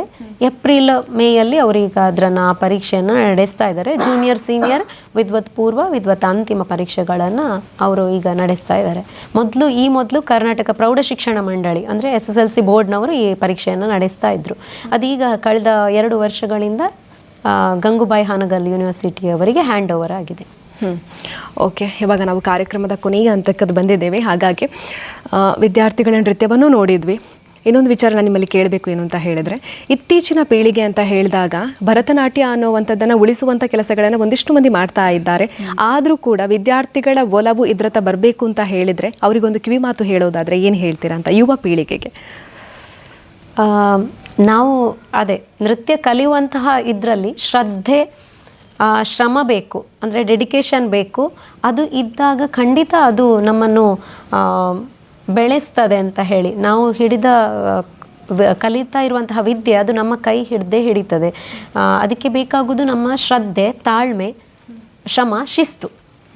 ಇದಿಷ್ಟು ಇದ್ದಾಗ ಅದು ಖಂಡಿತ ಮಕ್ಕಳನ್ನು ಯಾವುದೇ ವಿದ್ಯೆ ಇರ್ಬೋದು, ಅದು ನೃತ್ಯ ಅಂತಲ್ಲ, ನೃತ್ಯ, ಸಂಗೀತ, ಇವತ್ತಿನ ದಿನ ಈ ಸಂಸ್ಕಾರ ಅನ್ನುವಂಥದ್ದು ಮಕ್ಕಳಲ್ಲಿ ಉಳ್ಕೊಂಡಿದೆ ಅಂತ ಆದರೆ ಅದು ನೃತ್ಯ ಮತ್ತು ಸಂಗೀತ ಶಿಕ್ಷಣ ಅಂದರೆ ಲಲಿತ ಕಲೆಗಳಲ್ಲಿ, ಒಟ್ಟು ಲಲಿತ ಕಲೆಗಳ ಶಿಕ್ಷಣದಿಂದ. ಯಾಕೆಂತ ಹೇಳಿದರೆ ಈಗ ನಾವು ನೃತ್ಯ ಕಲಿಯುವ ಮೊದಲು ನಮಸ್ಕಾರ ಮಾಡ್ತೇವೆ, ಅಂದರೆ ಕೈ ಹೀಗೆ ಹಿಡಿದು ನಮಸ್ಕಾರ ಮಾಡ್ತೇವೆ, ಗುರುಗಳಿಗೆ ನಮಸ್ಕಾರ ಮಾಡ್ತೇವೆ. ನಾವು ತಿಳಿ ಹೇಳ್ತೇವೆ. ಈಗ ಕಾರ್ಯಕ್ರಮಕ್ಕೆ ಗೆಜ್ಜೆಯನ್ನು ಕಟ್ಟುವಂಥ ಸಂದರ್ಭದಲ್ಲಿ ನಾವು ಹೇಳ್ತೇವೆ ಗೆಜ್ಜೆಯನ್ನು ಕೊಟ್ಟು ಹಿರಿಯರಿಗೆ ಕೊಟ್ಟು ನಮಸ್ಕಾರ ಮಾಡಿ ಅಂತ. ಆ ಕ್ರಮ ಅವರಲ್ಲಿ ಆಟೋಮೆಟಿಕ್ ಆಗಿ ಬೆಳೀತದೆ. ಈಗ ವಿದ್ಯಾರ್ಥಿಗಳಲ್ಲಿ ಆ ಸಂಸ್ಕಾರ ತನ್ನಿಂತಾನಾಗಿ ಮೂಡ್ತದೆ. ಅದು ಆ ಒಂದು ಸಂಸ್ಕಾರ ಬರೋದು ಅದೇ ಈ ಲಲಿತ ಕಲೆಗಳ ಅಧ್ಯಯನದಿಂದ ಅಂತ, ಅಂದರೆ ಗುರುಕುಲ ಪದ್ಧತಿಯ ಶಿಕ್ಷಣದಿಂದ ಇದು ಸಾಧ್ಯ ಅಂತ ಹೇಳಿ. ನಿಮ್ಮನ್ನು ತುಂಬಾ ಇನ್ಸ್ಪೈರ್ ಮಾಡುವಂತಹ ನೃತ್ಯಗಾರರು ಯಾರು ಅಂತ? ತುಂಬ ಜನ ಇದ್ದಾರೆ. ಅದನ್ನು ಮೆನ್ಷನ್ ಮಾಡೋದು ಕಷ್ಟ ಅಂತ ಅಂದ್ಕೊಳ್ತೇನೆ. ಬೇರೆ ಬೇರೆ ಕಾರಣಕ್ಕೆ ಬೇರೆ ಬೇರೆ ನೃತ್ಯ ಪಟುಗಳು ನನಗೆ ಇಷ್ಟ ಆಗ್ತಾರೆ. ಜೀವನದಲ್ಲಿ ಮುಂದೆ ಒಂದು ದಿನ ಈ ಒಂದು ವೇದಿಕೆಯಲ್ಲಿ ನಾನು ನೃತ್ಯ ಪ್ರದರ್ಶನವನ್ನು ಕೊಡಬೇಕು ಅನ್ನೋವಂಥ ಆಸೆ ಇದ್ದರೆ ಯಾವ ವೇದಿಕೆಯಲ್ಲಿ ಅಂತ? ಹಾಗೆ ಏನು ಯೋಚನೆ ಅಂತ ಆ ಥರ ಮಾಡಲಿಲ್ಲ ಯಾವುದು. ಎಲ್ಲ ವೇದಿಕೆಯೂ ನಮಗೆ, ನಾನು ಅದೇ ಮಕ್ಕಳ ಹತ್ರ ಯಾವತ್ತೂ ಹೇಳಲಿಕ್ಕುಂಟು, ಅಂದರೆ ಸಣ್ಣ ಪ್ರೋಗ್ರಾಮ್ ಆಗಿರ್ಬೋದು ಅಥವಾ ದೊಡ್ಡ ಪ್ರೋಗ್ರಾಮ್ ಆಗಿರ್ಬೋದು, ಪ್ರತಿಯೊಂದು ವೇದಿಕೆ ಕೂಡ ನಮಗೆ ಅದು ಇಂಪಾರ್ಟೆಂಟೆ ಅಂತ. ಪ್ರತಿ ವೇದಿಕೆ ಈಗ ಕೆಲವರಿಗೆ ಹೇಗಿರ್ತದೆ ಅಂತ ಹೇಳಿದ್ರೆ, ಇದು ಚೌತಿಯ ಪ್ರೋಗ್ರಾಮ್, ತೊಂದರೆ ಇಲ್ಲ, ಸಣ್ಣ ಅಥವಾ ಯಾವುದೊಂದು ಹಳ್ಳಿಯ ಒಂದು ಸ್ಟೇಜಲ್ಲಿ ಇರ್ತದೆ, ತೊಂದರೆ ಇಲ್ಲ, ನಡೀತದೆ ಅಂತ. ನಾನು ಯಾವತ್ತೂ ಮಕ್ಕಳಿಗೆ ಪ್ರತಿ ಪ್ರೋಗ್ರಾಮಿಗೆ ನಾನು ಈ ವಿಷಯ ಹೇಳಿಯೇ ಹೇಳ್ತೇನೆ. ಅವ್ರು ಗೆಜ್ಜೆ ಕಟ್ಟುವಾಗ ಈ ವಿಷಯನೂ, ಪ್ರತಿ ಪ್ರೋಗ್ರಾಮು ಇಂಪಾರ್ಟೆಂಟ್. ಅಲ್ಲಿ ಜನ ಇರಲಿ ಇಲ್ಲದಿರಲಿ, ಏನೇ ಆಗಿರಲಿ, ನಾವು ನಮ್ಮ ಬೆಸ್ಟನ್ನು ಜನರಿಗೆ ಕೊಡಬೇಕು, ಕಲಾ ರಸಿಕರಿಗೆ ಕೊಡಬೇಕು ಅಂತ ಹೇಳಿ ನಾನು ಯಾವತ್ತೂ ಹೇಳುವ ಮಾತು. ಓಕೆ, ಇವಾಗ ಈ ಹೊತ್ತಿನಲ್ಲಿ ನಮಗೆ ತುಂಬಾ ಸಹಕಾರ ನೀಡಿದಂಥ ವ್ಯಕ್ತಿಗಳನ್ನ ನೆನಪು ಮಾಡ್ಕೊಳ್ಬೇಕಾಗುತ್ತೆ. ಹಾಗಾಗಿ ನಿಮ್ಮ ಜೀವನದಲ್ಲಿ ನಿಮಗೆ ತುಂಬಾ ಸಹಕಾರ ಮಾಡಿದವರು, ಪ್ರತಿಯೊಂದು ಹಂತದಲ್ಲಿ ಕೂಡ ಸಪೋರ್ಟಿವ್ ಆಗಿ ನಿಲ್ಲುವಂಥ ವ್ಯಕ್ತಿಗಳನ್ನ ನೆನಪು ಮಾಡ್ಕೊಳ್ಳೋದು ಅಂತ ಹೇಳಿದರೆ ಯಾರು ಅಂತ? ಎಲ್ಲರೂ ನನ್ನ ಫ್ಯಾಮಿಲಿ ಮೆಂಬರ್ಸ್. ಮೊದಲನೇದಾಗಿ ನನ್ನ ಎಲ್ಲ ಗುರುಗಳು, ಇವರ ಒಂದು ಕೃಪಾ ಕಟಾಕ್ಷ ಇಲ್ಲದಿದ್ದರೆ ನಾನು ಇವತ್ತು ಈ ಮಟ್ಟಕ್ಕೆ ಬರ್ತಿರಲಿಲ್ಲ. ಗುರುಗಳ ಸಂಪೂರ್ಣ ಆಶೀರ್ವಾದ ಇದೆ ಅಂತ ಹೇಳಿ ನಾನು ಅಂದ್ಕೊಳ್ತೇನೆ. ಸಹಕಾರ ನೀವು ಕೇಳಿದ್ರಿ, ಎಲ್ಲ ಅದೇ ನಾನು ಈಗಾಗಲೇ ಹೇಳಿದೆ, ನಮ್ಮ ಫ್ಯಾಮಿಲಿ ಮೆಂಬರ್ಸ್ ಎಲ್ಲರೂ ಕೂಡ, ಹಾಗೆ ನನ್ನ ಪತಿಯವರು ಆತ್ಮಭೂಷಣ್ ಅವರು ಕೂಡ, ಅವರು ಕನ್ನಡಪ್ರಭದಲ್ಲಿ ಮುಖ್ಯ ವರದಿಗಾರರಾಗಿ ಕೆಲಸ ಮಾಡ್ತಾಯಿದ್ರು ಕೂಡ, ಮನೆಗೆ ಬಂದ ನಂತರ ನನ್ನ ನೃತ್ಯದ ವಿಷಯಗಳನ್ನು ನಾವು ವಿಮರ್ಶೆ ಮಾಡ್ತೇವೆ. ಹಾಗೆಯೇ ನಮ್ಮ ಒಂದು ಟೀಮ್ ಹೇಗಿದೆ ಅಂತ ಹೇಳಿದರೆ, ಅಂದರೆ ಈಗ ವ್ಯಾನ್ ಡ್ರೈವರಿಂದ ಹಿಡಿದು ಭಾವನಾ ಕಲಾ ಆರ್ಟ್ಸ್ ಪ್ರಸಾದನದಲ್ಲಿ ನಮಗೆ ಯಾವಾಗಲೂ ಸಹಕರಿಸುವವರು ಭಾವನಾ ಕಲಾ ಆರ್ಟ್ಸ್ನ ವಿಘ್ನೇಶ್ ವಿಶ್ವಕರ್ಮ ಅವರು. ಕಳೆದ 21 ವರ್ಷಗಳ ಈ ಜರ್ನಿಯಲ್ಲಿ ಅವರು ಕೂಡ ನಮ್ಮ ಜೊತೆ ಇದ್ದಾರೆ. ಹಾಗೆಯೇ ನಮ್ಮ ಕೃಷ್ಣ ಅಂತ ನಾವು ವ್ಯಾನ್ ಯಾವಾಗಲೂ ಹೋಗುವಂಥದ್ದು, ಅಲ್ಲಿಯ ಕೃಷ್ಣಪ್ಪ ಅಂತ ಹೇಳಿ. ಹಾಗೆ ಇವರೆಲ್ಲರ ಕೂಡ ಒಂದು, ಹಾಗೆಯೇ ಪೋಷಕ ವೃಂದದವರು ಕೂಡ, ಇವರೆಲ್ಲರ ಒಂದು ಸಹಕಾರದಿಂದ ಈ ಮಟ್ಟಕ್ಕೆ ನಾವು ಬೆಳಿಲಿಕ್ಕೆ ಕಾರಣ ಆಯಿತು ಅಂತ ಹೇಳ್ಬೋದು. ಓಕೆ ಮೇಡಮ್, ಇವಾಗ ನೃತ್ಯೋಪಾಸನ ಕಲಾ ಕೇಂದ್ರ ಅನ್ನುವಂಥದ್ದು ಎಲ್ಲೆಲ್ಲ ಕಾರ್ಯಾಚರಿಸ್ತಾ ಇದೆ ಅಂತ? ಅದರ ಮೈನ್ ಶಾಖೆ ಪುತ್ತೂರಲ್ಲಿ ಇರುವಂಥದ್ದು, ನಮ್ಮ ಮೈನ್ ಬ್ರಾಂಚ್ ಪುತ್ತೂರಲ್ಲಿ. ಪುತ್ತೂರು, ಉಪ್ಪಿನಂಗಡಿ, ಸುಬ್ರಹ್ಮಣ್ಯ, ಈಶ್ವರಮಂಗಲದ ಗಜಾನನ ಶಾಲೆಯಲ್ಲಿ ಕೂಡ ಇದಿದೆ, ತರಗತಿ ಇದೆ. ಇಷ್ಟು ಕಡೆಗಳಲ್ಲಿ ಕಾರ್ಯಾಚರಿಸ್ತಾ ಇದೆ. ಆನ್ಲೈನ್ ಅಂತ ಹೇಳಿದಾಗ ಯಾವ ಭಾಗದ ವಿದ್ಯಾರ್ಥಿಗಳೆಲ್ಲ ಆನ್ಲೈನಲ್ಲಿ ಕೂಡ ಕ್ಲಾಸನ್ನು ಪಡೀತಾ ಇದ್ದಾರೆ? ಅದೇ ಹೈದರಾಬಾದ್, ಬೆಂಗಳೂರು, ಕೇರಳದಿಂದ ತಗೊಳ್ತಾ ಇದ್ದಾರೆ ತರಗತಿಯನ್ನು, ರಾಜ್ಯದ ಬೇರೆ ಬೇರೆ ಕಡೆಗಳಿಂದ. ಹೈದರಾಬಾದ್ನ ವಿದ್ಯಾರ್ಥಿಗಳನ್ನ ನೋಡಿದ್ದೀರಾ ನೀವು, ಇಲ್ಲ ಆನ್ಲೈನಲ್ಲೇ ನೋಡಿದ್ದ? ಇಲ್ಲ, ಆನ್ಲೈನಲ್ಲೇ ನೋಡಿದ್ದು. ಅಂತಹ ಆನ್ಲೈನಲ್ಲಿ ಕಲಿಯುವಂತಹ ವಿದ್ಯಾರ್ಥಿಗಳಿಗೆ 1-2 ತಿಂಗಳಿಗೊಮ್ಮೆ ಅಥವಾ 3 ತಿಂಗಳಿಗೊಮ್ಮೆ ಅವರು ಇಲ್ಲಿ ಬಂದು ನೃತ್ಯವನ್ನು ಮುಖತಃ ಕಲಿಯುವಂತಹ ಅವಕಾಶ ಇದೆ ಅವರಿಗೆ. ಅಂದರೆ ಬರಬೇಕು, ಅವರು ಬರದಿದ್ದರೆ ಅದು ಎಷ್ಟಾದರೂ ಆನ್ಲೈನಲ್ಲಿ ಕಲಿತಂಥದ್ದು ನಮಗೆ ಮುಖತಃ ಕಲಿತ ಹಾಗೆ ಆಗೋದಿಲ್ಲ. ಹಾಗೆ ಅವರು ಇಲ್ಲಿ ಬಂದು ಸಹ ಕಲಿತಾರೆ, ಅದನ್ನು ಪಾಠ ಆದದನ್ನು ಪುನಃ ಇಲ್ಲಿ ಬಂದು ರಿಕಾಲ್ ಮಾಡಿಕೊಳ್ತಾರೆ. ಅವರಿಗೆ ಕೂಡ ಎಕ್ಸಾಮ್ ಪ್ರೋಸೆಸ್ ಅನ್ನುವಂಥದ್ದು ಅದೇ ರೀತಿ ಆಗಿದೆ. ಈಗ ಇದರ ಮೊದಲು ವಿದ್ವತ್ ಪರೀಕ್ಷೆಯನ್ನು ಕಟ್ಟಿದಂತಹ ವಿದ್ಯಾರ್ಥಿನಿಯರು ಬೆಂಗಳೂರಲ್ಲಿ ಇದ್ದುಕೊಂಡು ಆನ್ಲೈನ್, ಒಬ್ಬಳು ಬೆಂಗಳೂರಲ್ಲಿದ್ಲು, ಇನ್ನೊಬ್ಳು ಕೇರಳದಲ್ಲಿದ್ಲು, ಆನ್ಲೈನಲ್ಲೇ ಸಂಪೂರ್ಣ ಅವರ ಸಿಲೆಬಸ್ಸನ್ನು ಮುಗಿಸಿಕೊಂಡು ನಂತರ ಇಲ್ಲಿ ಬಂದ ಅವರು 3 ತಿಂಗಳು ಇಲ್ಲಿ ಇದ್ದುಕೊಂಡು ಗುರುಕುಲ ಪದ್ಧತಿಯಲ್ಲಿ ನಮ್ಮ ಮನೆಯಲ್ಲೇ ಇದ್ದುಕೊಂಡು ನೃತ್ಯವನ್ನು ಕಲಿತು ವಿದ್ವತ್ ಒಳ್ಳೆ ಉತ್ತಮ ಶ್ರೇಣಿಯಲ್ಲಿ, ಪ್ರಥಮ ಶ್ರೇಣಿಯಲ್ಲೇ ಪಾಸಾಗಿದ್ದಾರೆ ಅವರು, ಡಿಸ್ಟಿಂಕ್ಷನಲ್ಲೇ ಪಾಸಾಗಿ ಈಗ ನೃತ್ಯ ತರಗತಿಯನ್ನು ಮಾಡ್ತಾ ಇದ್ದಾರೆ. ಓಕೆ, 21 ವರ್ಷಗಳ ಜರ್ನಿ ಇವಾಗ ಒಮ್ಮೆ ಹಿಂತಿರುಗಿ ನೋಡಿದರೆ ಹೇಗನ್ಸುತ್ತೆ? ಖುಷಿ ಅನ್ನಿಸ್ತದೆ, ಯಾಕೆಂದರೆ ತುಂಬ ಕಷ್ಟದಿಂದ ಮೇಲೆ ಬಂದಂಥದ್ದು. ಆ ಹಿಂದಿನ ಇದನ್ನು ಯಾವತ್ತೂ ಅದು ಮರಿಬಾರ್ದು ಅಂತ, ನಾವು ಹತ್ತಿದ ಮೆಟ್ಟಿಲನ್ನು ಯಾವತ್ತೂ ಮರಿಬಾರ್ದು ಅಂತ, ಅದು ನಾನು ಮಕ್ಕಳಿಗೆ ಕೂಡ ನಾನು ಹೇಳುವಂಥದ್ದು, ವಿದ್ಯಾರ್ಥಿಗಳಿಗೆ ಕೂಡ. ಯಾಕೆಂತ ಹೇಳಿದರೆ ಈಗ ಹೇಗಿದೆ ಅಂತ ಹೇಳಿದರೆ, ಈಗಿನ ಜಮಾನ ಹೇಗಿದೆ ಅಂತ ಹೇಳಿದರೆ 1-2 ಡ್ಯಾನ್ಸ್ ಕಲಿತಾರೆ, ಅಲ್ಲಿ ಇಲ್ಲಿ ಎಲ್ಲ ಕಡೆ ಕಾರ್ಯಕ್ರಮಗಳನ್ನು ನೀಡ್ತಾರೆ. ಮತ್ತು ಯಾವತ್ತು ನಾವು ಕಲಿತಂತಹ ವಿದ್ಯೆಯನ್ನು ಅಥವಾ ಗುರುಗಳನ್ನು ನಾವು ಮರಿಬಾರ್ದು. ಆ ಒಂದು ಅವರಿಗೆ ಕೊಡುವಂಥ ಗೌರವವನ್ನು ನಾವು ಕೊಡಬೇಕು. ಹತ್ತಿದ ಮೆಟ್ಲನ್ನು ಯಾವತ್ತೂ ನಾವು ಮರಿಬಾರ್ದು ಅಂತ ಹೇಳಿ. ಕೊನೆಯದಾಗಿ ನಮ್ಮ ವೀಕ್ಷಕರಿಗೆ ಏನು ಹೇಳೋದಕ್ಕೆ ಇಷ್ಟಪಡ್ತೀರಾ? ಅದರ ಜೊತೆಗೇನೆ ನೃತ್ಯ ಅನ್ನೋ ತುಂಬಾ ಪ್ರೀತಿಸುವಂತಹ ವಿದ್ಯಾರ್ಥಿಗಳಿಗೆ ಏನು ಹೇಳೋದಕ್ಕೆ ಇಷ್ಟಪಡ್ತೀರಾ? ಅದೇ ನೃತ್ಯವನ್ನು ಯಾವತ್ತೂ ಕೂಡ ಅದೇ ಶ್ರಮ ಪಟ್ಟು ನಾವು ಕಲಿಬೇಕು. ಯಾವುದೇ ಇದರಲ್ಲಿ ನೃತ್ಯದಲ್ಲಿ ಡೆಡಿಕೇಶನ್ ಬೇಕು. ಕಲಿಯುವಂತಹ ವಿದ್ಯೆಯಲ್ಲಿ ನಮಗೆ ಡೆಡಿಕೇಶನ್ ಬೇಕು. ಅದನ್ನು ಪ್ರತಿಯೊಬ್ಬ ವಿದ್ಯಾರ್ಥಿ ಕೂಡ ಆ ಡೆಡಿಕೇಶನನ್ನು ಇಟ್ಟುಕೊಂಡ್ರೆ ನೀವು ಬೆಳಿತೀರಿ ಅಂತ ಹೇಳಿಕೆ ಇಷ್ಟಪಡ್ತೀನಿ. ಓಕೆ, ಗಣೇಶ ಚತುರ್ಥಿಯಲ್ಲಿ ಬ್ಯುಸಿ ಇದ್ರಿ, ಅದರ ನಡುವೆ ಕೂಡ ನಮಗೆ ಟೈಮ್ ಮಾಡಿಕೊಟ್ಟಿದ್ದೀರಾ, ಅದಕ್ಕೋಸ್ಕರ ಧನ್ಯವಾದಗಳು. ನೃತ್ಯೋಪಾಸನ ಕಲಾ ಕೇಂದ್ರ ಅನ್ನುವಂಥದ್ದು ಇನ್ನಷ್ಟು ಹೆಸರನ್ನು ಮಾಡಲಿ ಅಂತ ನಾವು ಆಶಿಸ್ತೇವೆ. ಮಹಾಲಿಂಗೇಶ್ವರ ದೇವರ ಆಶೀರ್ವಾದ ಸದಾ ಇರಲಿ ಅಂತ ಆಶಿಸ್ತೀವಿ. Thank you so much. ಧನ್ಯವಾದಗಳು. ಎಲ್ಲ ವೀಕ್ಷಕರಿಗೂ ಕೂಡ ಗಣೇಶ ಚತುರ್ಥಿಯ ಶುಭಾಶಯಗಳು. ಸುದ್ದಿ ಚಾನಲ್, ಕ್ಷಣ ಕ್ಷಣದ ಸುದ್ದಿಗಾಗಿ.